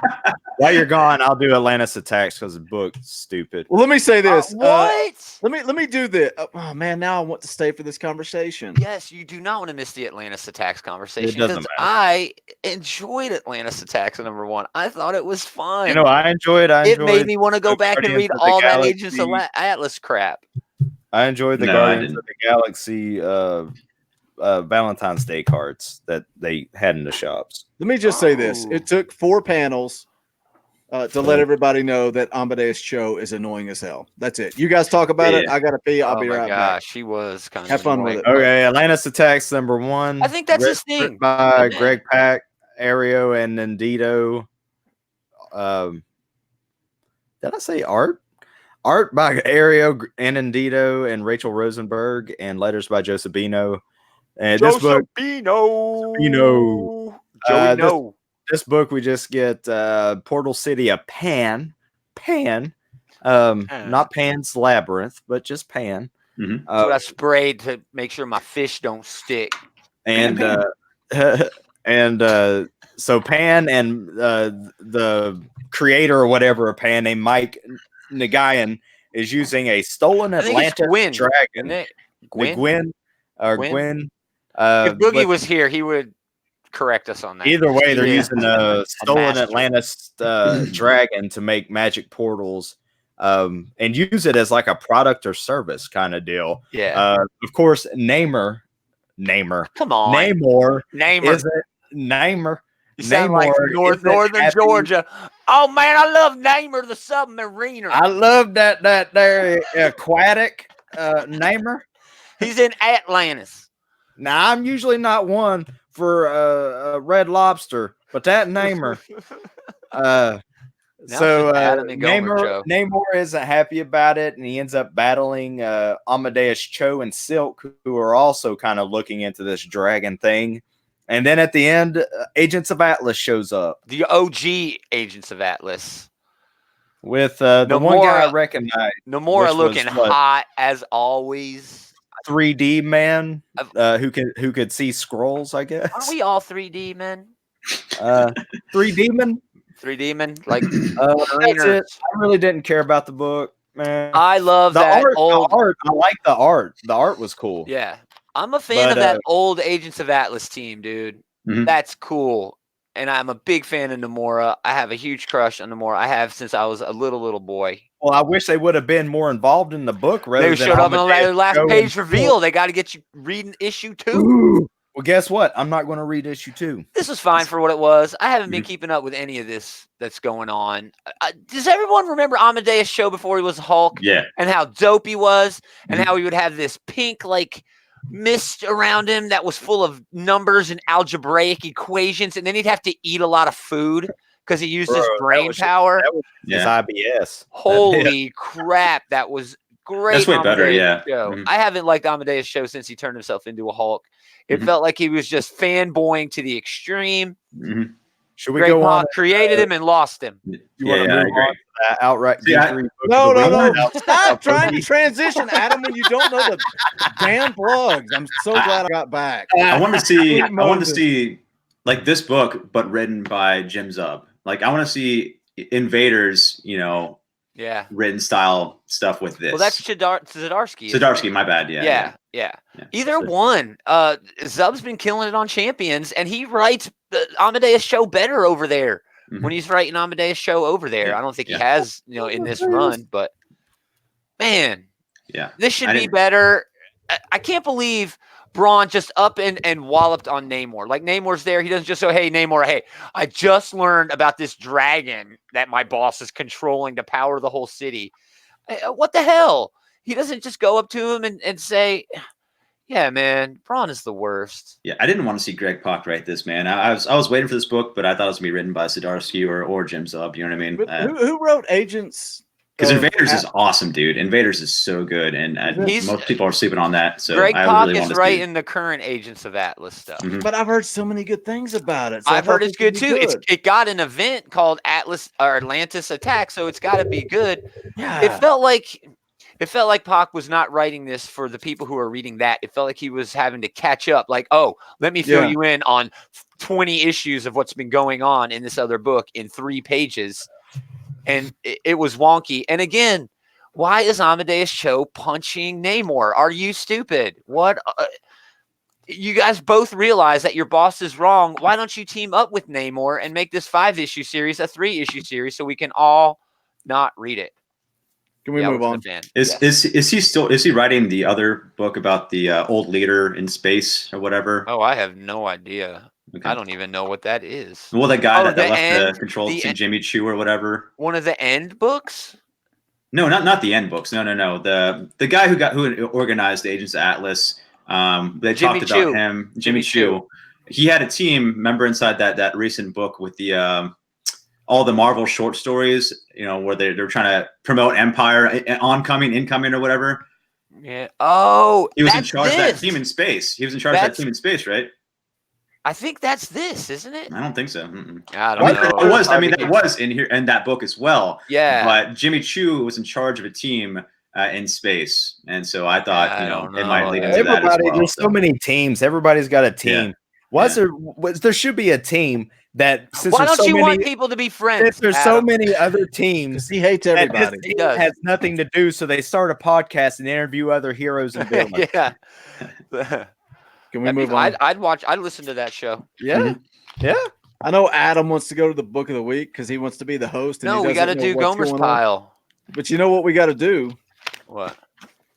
We got to do random reviews presented by Spin Whiz Comics. This is the tattoo I need to get. That's right. Check out our latest sponsor at Spin. Wow, that'd be a huge tattoo. SpinWizComics.com. They are a distribution platform for indie content. Their goal is to allow readers to discover great content and for publishers to gain awareness and grow a bigger fan base. They are currently in the process of creating an app and also setting up a print-on-demand service. Check them out on Twitter or online, SpinWiz Comics. There's some dope stuff in there. Very cool. A lot of free stuff, man. Yeah. So check them out. Go check it out. SpinWizComics.com or at SpinWizComics on Twitter. I got 2 books and they both sucked. You want me to talk about them? Well, of course. The Jason's gonna just attack me as soon as I say the first word. All right. I can't wait. You guys want to get 2 books you're gonna hate. You want to guess what they are? You gonna say Batman or Detective Comics or Superman number 18? It's got to be something by Bendis. That's Superman number 18. Great artwork by Ivan Reyes, but Bendis spent half of an issue. Issue 17 was Clark's big secret revealed, right? So on issue 18, he spent half of the issue explaining to us through long, drawn-out dialogue that Clark's secret is out there and nobody cares. Boogie, why are you a masochist, man? That's a nice spin, though. That's a nice spin. Why do you hate yourself, Boogie? I kind of made that joke, like, wait till my second book. Superman's Clark Kent. I mean, people don't know who he is, right? And nobody cares. So what was the point? Mongol shows up in the second half of the book. Was the artwork again? Ivan Reyes. He was on my list last year for Artist of the Year that nobody is really talking about. His artwork made this big fighty fight great, but the book was pointless. I stopped reading Bendis anything. Yeah, I said I was, and I sticking to it, man. I wanted everything to be good, and none of it has been good for me. It's what Jason always says. Why he was reading Bendis, because I want to read Superman. Exactly, and I'm just punishing myself. So Batman Superman is a good book. Yeah, that is. But that's Joshua Williamson. That has nothing to do with Bendis. He's awesome. Yeah. He's so good. The next book I punish myself with. I want to just answer Mastodon real quick before you jump into that. I have not heard of New Cadia Comics. I don't know if y'all have or not. No, I haven't. He's asking. We'll have to check him out. Drop us a link somewhere. Yeah. But what's that second book, Boogie? That you hated. You want to guess? No, it's another Bendis book. The Bendis? Fantastic Four number 18. Oh, let me tell you something, dude. It was Thank actually you. good. It was actually good. Liar. Believe it or not. There was a lot of dialogue, but it was still good. But typical Dan Slott, what is happening in his Fantastic Four arcs is he spends so much time setting up these stories that there are 2, 3, 4 issues that suck, and then he gives you the payoff issue. And it was a good issue, and it takes forever to get there. But that one issue, it's the point of origin story arc that me and Jason ripped on that first issue about how bad it was. Mhm. And then the second issue, it's like, this is terrible. Third issue, he starts building a decent story with, it's called the point of origin. It's what happened on that day when the Fantastic Four was formed. And it's, Sounds like a retcon. well, it is, but the payoff was good. The rest of it sucks. So is the payoff worth $20? Probably not, but I want to Just like lap dances, like only 1 out of 5 are good. That's it. That's all I've got. Only 1 out of 5 doesn't make you. Gomer's pile. I read. Go to the doctor. Yeah. American Jesus New Messiah #2, Mark Miller and Peter Gross. This was good. It flashes forward like 18 years to where this new Messiah, she's all grown up and she's on like this. They're protecting her in what appears to be a cult. And she's even like, Mom, I am not the Messiah. I am not Jesus. I am just a regular girl. You guys are crazy. And she runs away. And like the Antichrist folks are like looking for her now. It's exactly what would happen if something like that would happen in the real world. It's very compelling. Old Guard, Force Multiplied #2, Greg Rucka, Leandro Fernandez. This is going to be a movie or a TV show or something coming up about people who are immortal almost, who are warriors of renown throughout history, and now they're mercs in the present day. Just really good. And You're the Villain, Hell Arisen #2, James Siney in the 4th, and Steve Epting. Man, just... This was Apex Lex just taking it to the Batman Who Laughs Justice League, and it was awesome. That was cool. Dude, did you read this? Yeah, he's beat them all like so quick. He had a plan for everything, of course, you know. He's so good. He's better than Batman. You think so? I don't know, man. I really like the Batman Who Laughs, though. I don't know. He's this was so good. I'm really enjoying watching these two go at it, man. It's fun. And he's got what the Spectre, not the Spectre locked up, the Question. Somebody, that's right. Somebody locked up. I think it was the Stranger. No, it was the Stranger. Yeah, the Stranger. Yeah. There's so many somethings at DC. Real quick, Mastodon wants to drop a link in the description for what that whatever he was talking about earlier. Mastodon, I just made you a mod, so now you can. Drop congratulations! Go ahead. Now you got a wrench, buddy. Now you've got work to do. And you get a mod. I read some other stuff too that was good, but yeah. What else? Detective Comics was great. That's exactly what I was going to bring up. Oh my gosh, it's so dude, good. These Bermejo covers are incredible. I mean, I love. I'm gonna get them all. I'm gonna get all these Bermejo covers. I want him to stay away from covers and continue to do interior work because that too, man. We need too much. We need more Bermejo. Yes. Detective Comics was so fun though. I love stuff with cults.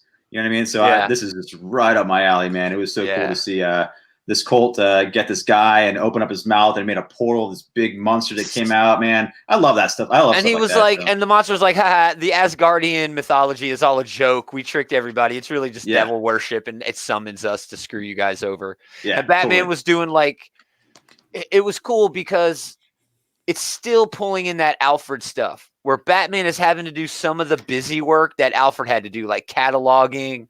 Yeah, like Alfred used to catalog all of the adventures. You know, he keep a record of it too. Yeah, and there's cataloging skills were always impeccable. Oh yeah, just cool little drops of emotion, sort of like what happened in the regular Batman book too. Exactly. Now Bruce knows all the work that Alfred did. Yeah, I didn't read as much as I usually read, to be honest. That new Batman issue was pretty different. I haven't read it yet. I haven't read it. I'm gonna read it in trade. I'm gonna read it in trade because I love that first issue. Penguin's super brutal in it, man. He's Who is? And then the Penguin. Oh, cool. Yeah. He murdered his whole entire inner circle.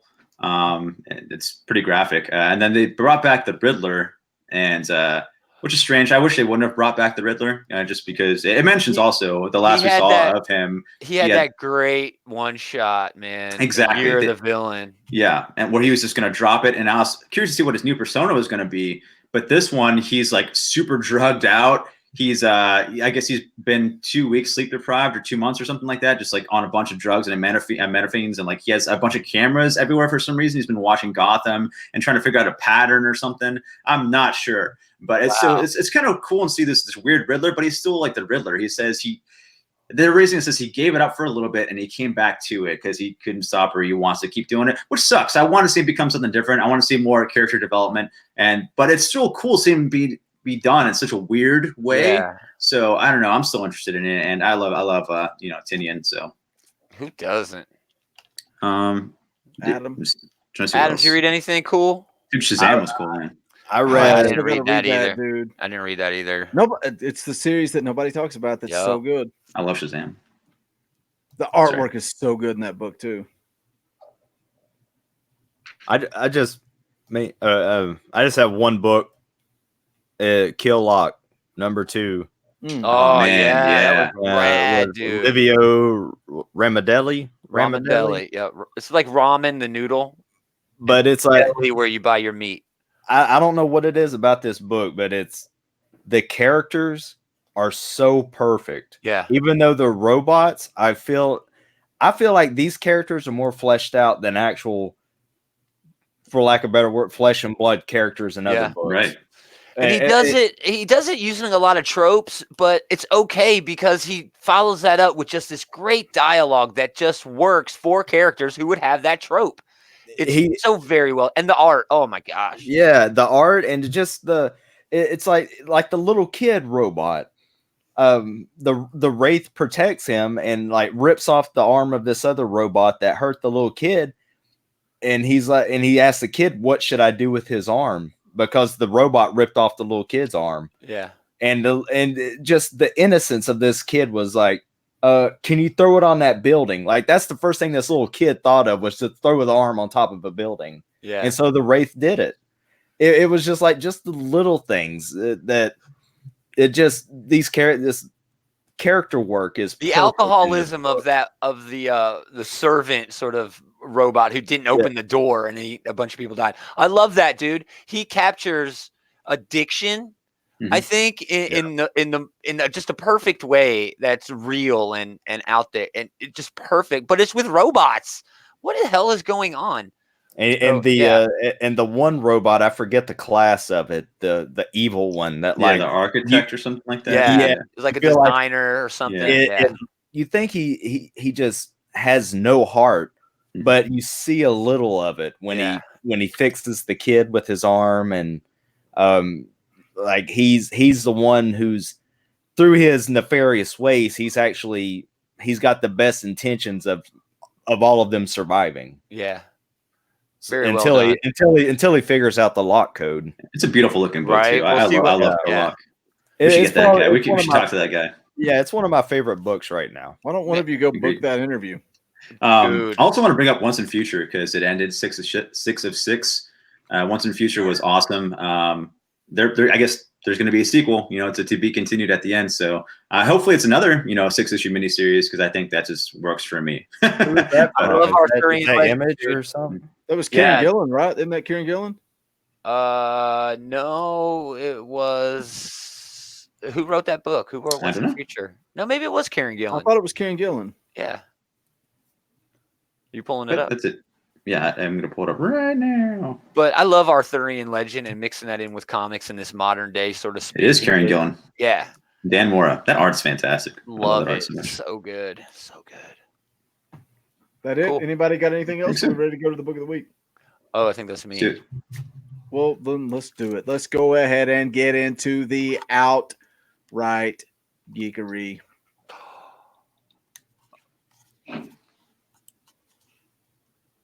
Book of the week.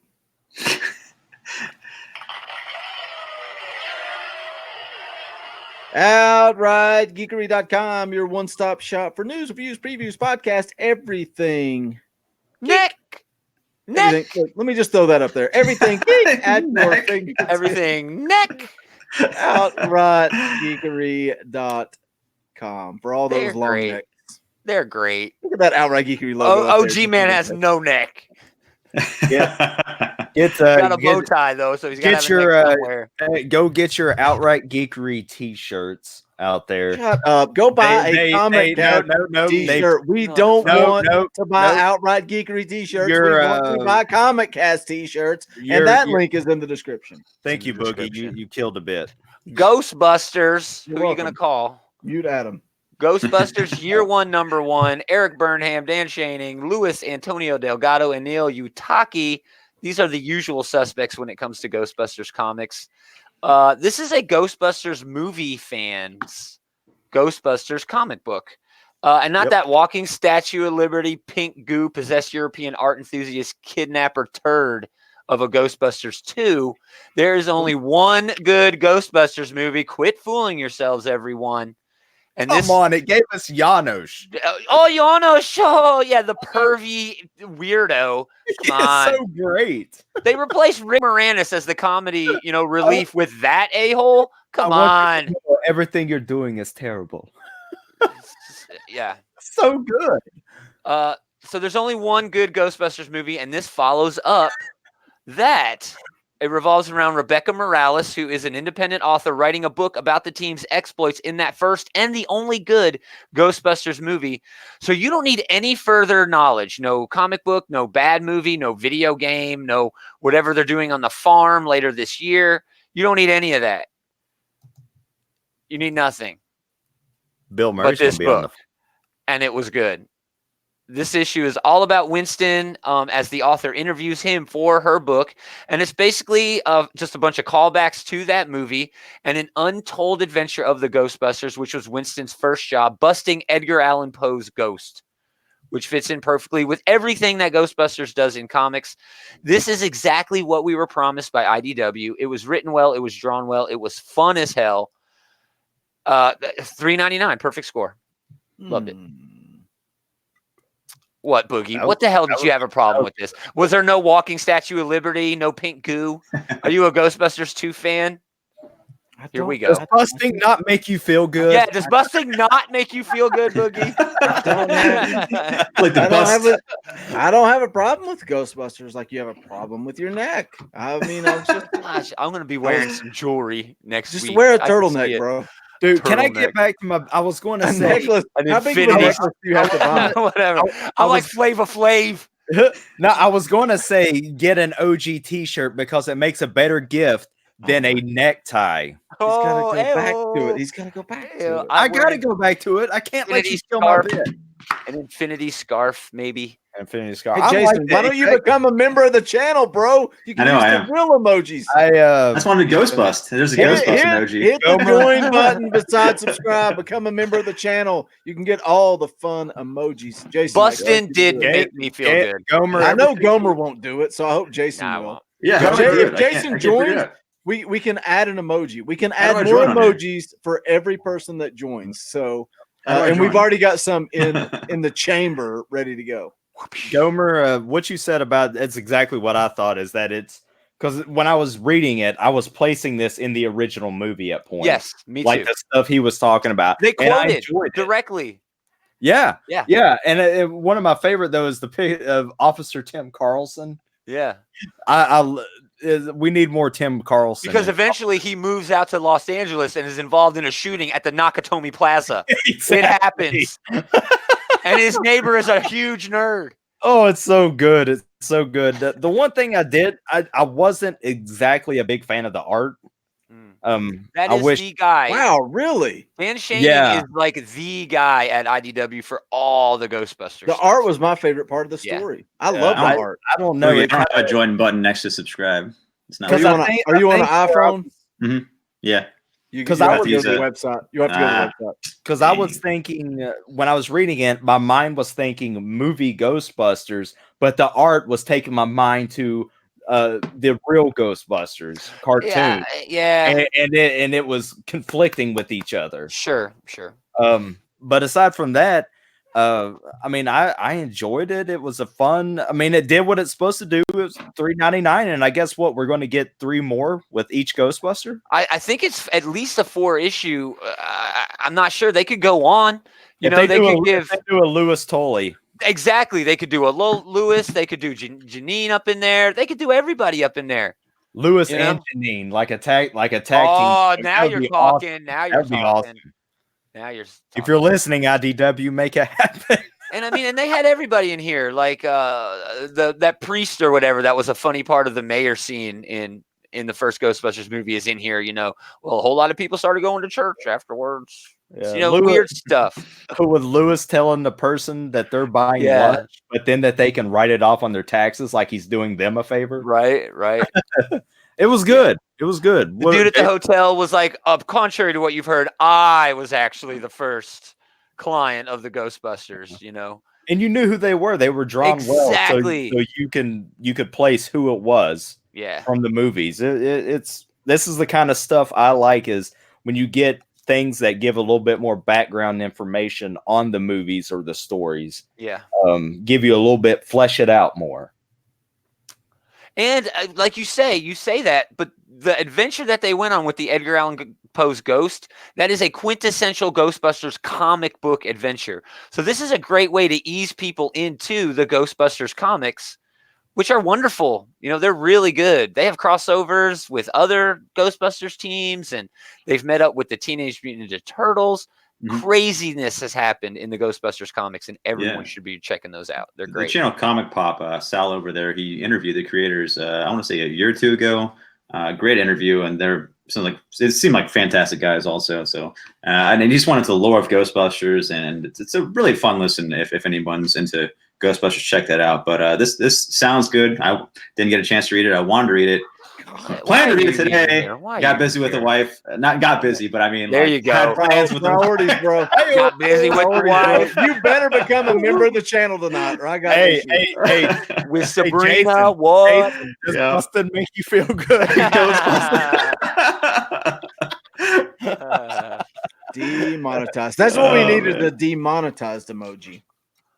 Yeah, like a money with like a busting sign through it, like the Ghostbusters. Yeah, right. Geekery guy busting through. And what's fun is that all of this could have been called what? Ghost Breakers? Oh man, have you seen that? They got the toys that make us. Now there's the movies that make us, and Ghostbusters is one on there. And that's a wonderful story. I suggest everyone go watch that. It's very well. All of that phenomenon. I don't know if it would have been a phenomenon if it was called Ghost Breakers. I'm sure it would have. But I don't know. Breaking makes me feel good. Nope. Break dancing? No, doesn't work. So you dislocate a shoulder. Boogie, did you chime in on this? He hated it. He's a hater. He hates Ghostbusters. He hates pop culture. Boogie, tell him about the Twinkie. Why do you got to be so negative just because you have such a Tell him about the Twinkie, neck. Boogie. Tell him about the Twinkie. I can't do that. I can't. It's like a dang turtle. We do the Jim Carrey thing. Yeah. This was fun, man. I'm not the diehard Ghostbusters fan, and it was kind of fun earlier with David talking about 80s movies and the different stuff he liked. For me, when I talk about 80s movies, it's Back to the Future, Teen Wolf, Star Wars, that type of stuff. I watched Ghostbusters. I liked it, but it wasn't a movie that I rewatched over and over and over like I did. I was the complete opposite. Yeah, Back to the Future, I watched it all the time, man. All the time. I love that. And Teen Wolf, I was a Marty J. Fox guy. But this I like this book. I love the artwork. It felt, I know you guys were talking about the cartoon earlier. It felt like a Ghostbusters cartoon. I like the fact that the premise of it, like you guys were talking about, they can do so many stories with this. I like the idea that somebody's writing a book about that first year, and that's what leads into all this storytelling. I enjoyed it, man. I won't read the next issue just because I don't care about the franchise. Right. Sure. I don't care. But as a reader reading it, there's nothing wrong with it. I give it $2.99 selfishly because I don't care about Ghostbusters. But there's nothing wrong with this book. There's nothing wrong with it. Nothing wrong. So it's a faux $3.99, really. Really, it really is. If I had it's a Monopoly money $3.99. If I had any fanboy moment towards Ghostbusters, it would be a $3.99. If this was a Back to the Future book and it was written exactly the same, I'd be like, this is the greatest thing ever. Right. Everybody should be reading it. Mm.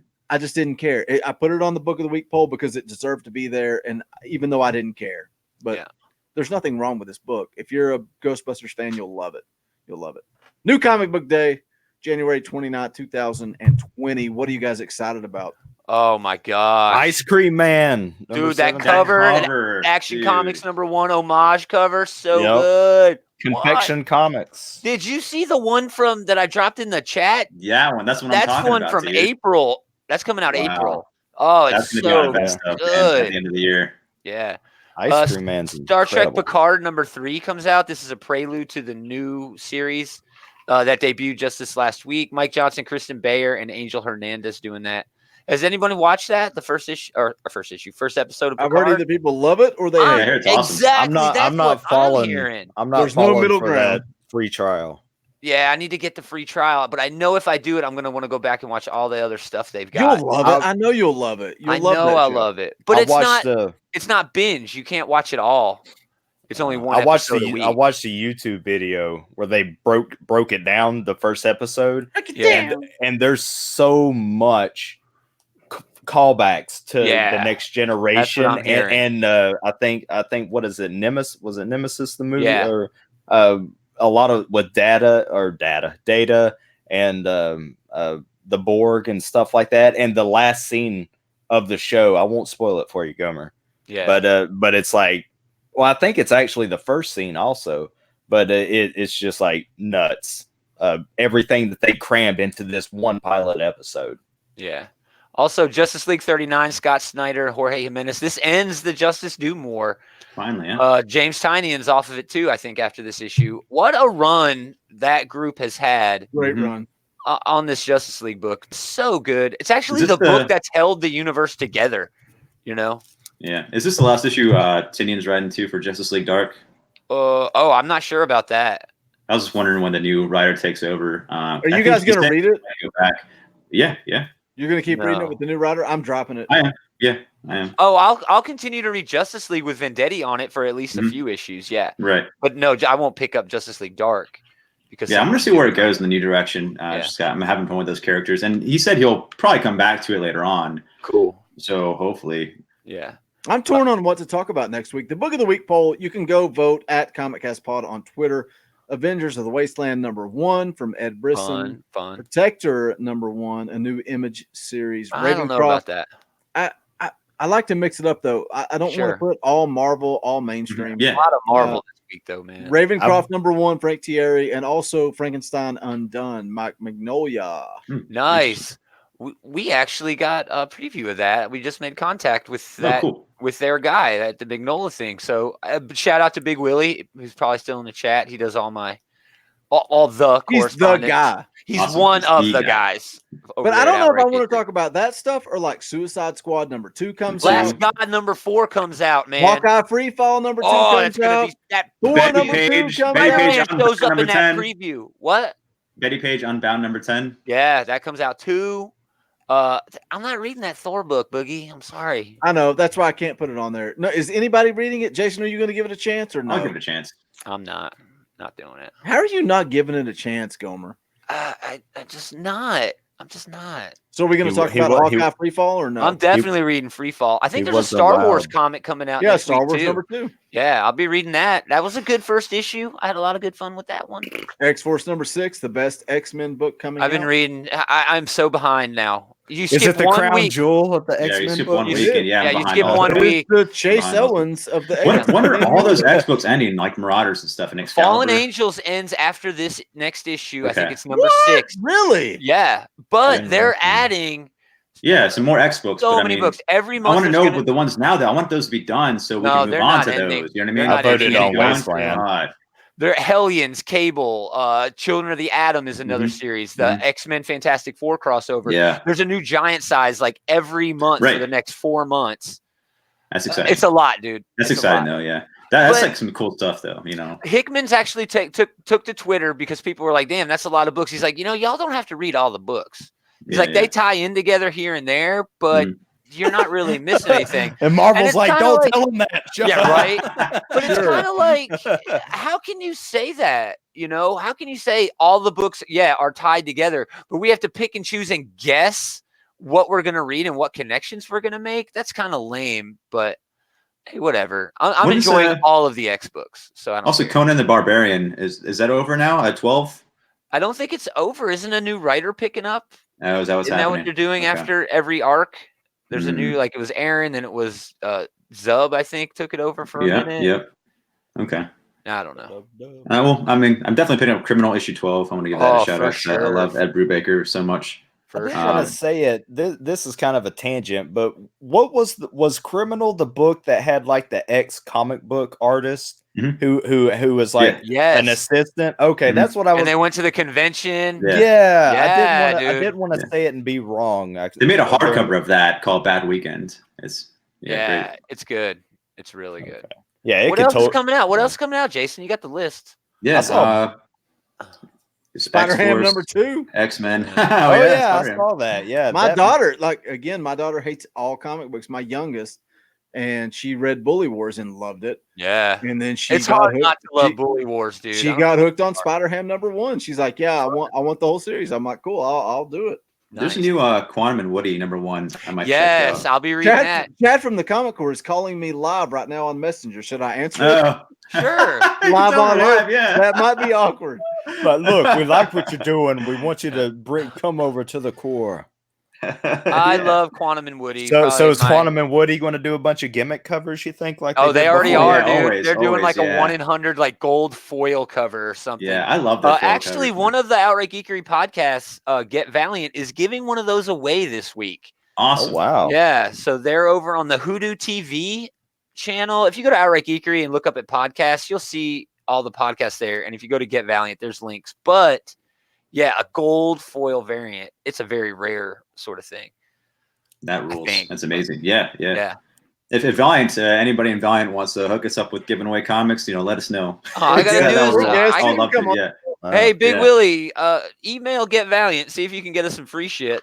Well, they got the Bloodshot covers, and there's Bloodshot the movie's coming out. Bloodshot the movie's coming. They're about to start popping corks with that movie coming out. Yeah, it looks cool too. It does look rad. One thing that sucks about like Sony, they gave up their licenses to all the other Valiant characters. I think they'll be able to work that out, dude. If they can pull off Bloodshot, they'll be able to pull off crossovers. It looks good, man. I'm gonna check it out. Bloodshot makes money. You think the next will be XO? Either that or Ninjak. Probably XO. I would rather see Ninjak, but it'll probably be XO. Adam, do you remember the commercial we filmed for G2 Games? Yes. We should put that on YouTube. I was in bed like I just... Yeah. Oh, God, nobody's seen that but me. Yeah, you guys are laughing at something I don't know. No, we sent it to the guy, and he's like, There was a contest for XO Manowar where they were saying send in like an ad for the commercial, blah blah blah. And so at the time G2K Games sponsored the show, and so the manager called us and was like, "Hey, do you guys want to do this?" And we're like, "Yeah, we can do something." And so me and Adam immediately go insane, and I called Adam, was like, "Hey, did you check out what I say? Did you?" Check out the new comic or whatever. And Adam says, "Yeah, you could say that." And he was laying in his bed with his arm around the comic, smoking a cigarette. And he's like, he goes, "You could say that." And that was the commercial. We sent it to G2K Games. They were like, "This is hilarious. We can't share this on our social media." So nobody's seen that, but I still have it saved. We should put that out. Oh, I think that'd be cool to see a Quantum and Woody movie, man. Like make it, make it like Rush Hour. You know what I mean? Like it's got to be a buddy team up. Exactly. It'd be so good. It'd be so easy to do. I'm a huge fan. I'm a huge fan of Ivar Time Walker, which is a very unknown Valiant Comics run. He's sort of like Doctor Who, but modern day. I don't know. It's cool. I like it. They'll never touch it with a movie. I would love to see him to build up to Harbinger Wars. Like I really like this that arc. The second one was great too. I think they're missing the opportunity because you can make that with all of those psyops. Listen to X-Men, dude. You could make a good X-Men movie before there's actually a good X-Men movie. Good call. You're right. They're leaving money on the table not doing that. They keep trying this. I mean, I don't think it's Valiant, but they keep trying all these Jurassic Park movies, but no Turok. Dude, I think Turok is still Valiant. I'm not sure how the movie license for that works. Yeah, interesting. But yeah, every time they do that in comic form, they botch it. And it could be remember great. they It had could the be gold so- key over at Dynamite that was Turok, and it was They bad. It was botched that. time traveling, stupid. When Aubrey Sitterson was over there writing the Dr. Spectre, was it Dr. Spectre? Yes. They were so good, and they completely botched how they released those books, man. Yeah. They It botched had like one of the backup stories in all. You had to of buy them. like every issue to get the story, and it's like this is Yeah, stupid. that was not good. And they were writing good comics. That's the bad part. They I also dropped want to bring the up ball. Weapon Plus World War IV. Oh, that looks that looks weird. I almost put that on the poll, man. That looks weird, dude. Is it by the same guy that did Old Man Hawkeye and the last Weapon Plus book? Also, That was Ethan. Ethan Sachs. Ethan Sachs. Yeah, is he Ethan doing this one too? Sachs. I think so, but I'm not sure. Okay. Yeah, I don't understand. If so, I it. definitely want Is to it read Man it. Thing? I don't Yeah, it's get like it. a man Yeah, thing, like yeah, World that's War right. man thing. Yeah. Yeah, Because he's doing this whole man. entire lore in Weapon Plus, so I'm excited to see what he does with that. Yeah. Cool. All right, I'm checking it out. They're Right. like, it's not Man Thing. I'll be like, it looks like Man Things. It's not Yeah. man thing. Walks Man like Man Thing. Thing. Looks like Man Thing. That Smells must like be Man Thing. must be my man thing. Are we Can't done? wait to We wrap this get, up? to get my hands did it. on We're my at Yeah. 2 hours. 2 hours and 10 minutes. But Past my I- bedtime. David messaged us and said, "Thanks for having me on, man. I had a blast." And I was like, "Dude, what a great guest! It was Yeah, What that's a awesome. great guest, man! Incredible. I love having somebody on that just." It's like I think said, you need to do a World War II cast one night, man. Get all the Look. guests you had on for World War II stuff, and just I could you talk know, talk it World War out. II all day Yeah, long. that'd be I cool. love it. War. I would watch that. What that- is it was that good necessary? for? Was that Absolutely. necessary, Gomer? Say it again now. One. Hey, Oh, hey, When we have hey. guests on, when you're nervous, you don't know what they're going to talk about, and like we really didn't talk about his comics that much, man. We just had great conversation. Yep. So that's it. I wanted to keep This is the talking Gomer movies. you get but when you go over 2 hours. It's You just don't getting care. loopy. You don't care anymore. That would presume that I did care to begin with. Yeah, you Let's don't. not use too strong a word. Hey, don't we're- stretch that neck out too much. We're officially 20 episodes until issue 200. So Oh man, Boogie's got to wow. make big plans for that. it'll Yeah. be here in no time. Yeah, we got plans. No, issue 200. We're gonna have the bullies on. We're gonna have some Comic Core homies on. Cool. We're just gonna invite. Tag teaming in and out, right? We may even Yeah. put the StreamYard link in the chat and just Whoa. let That's whoever wants dangerous. to join. That is That's dangerous. dangerous. Yeah. Is Very that it? dangerous, but it'll be fun. Is that issue 200 legacy numbering? Oh come on, don't. We don't do that. Well, it'll be We- like Marvel because we're nothing legit. important will happen on the episode at all. but it will be authentic. You little. And I don't know. We got the bullies on there. Yeah. Bullies.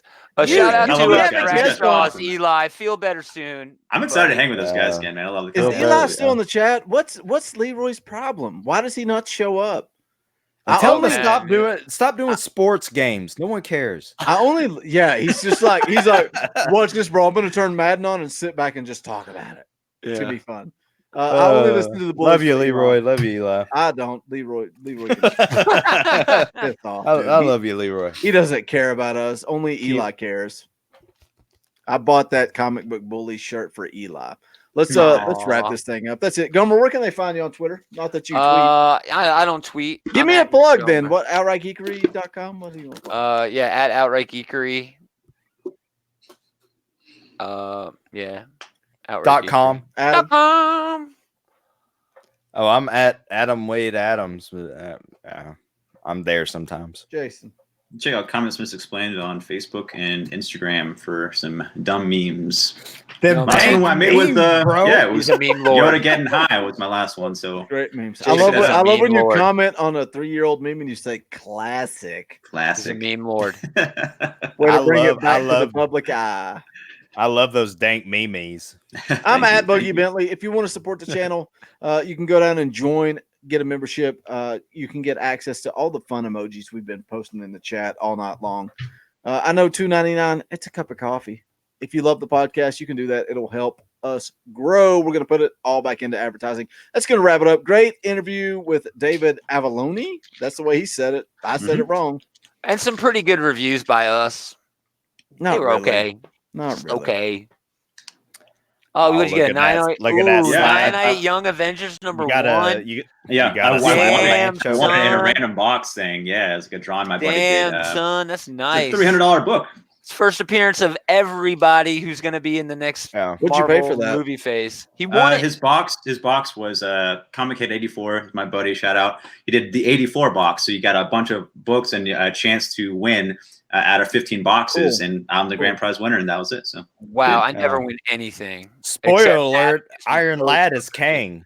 yeah, dun dun dun. We got another Yeah. fun interview next week, so make sure you tune in for that. What else did I have to say? I had another plug and I forgot it because Oh, geez, Williams. so many plugs. Check out Williams yelling at us. outrightgeekery.com.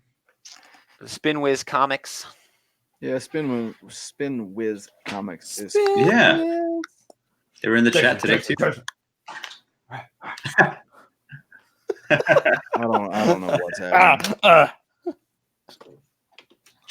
I'm just letting this go. Letting it go. This is what you get after 2 hours. We I've also never- got this original art off of eBay, real quick. Seduction of the Gun.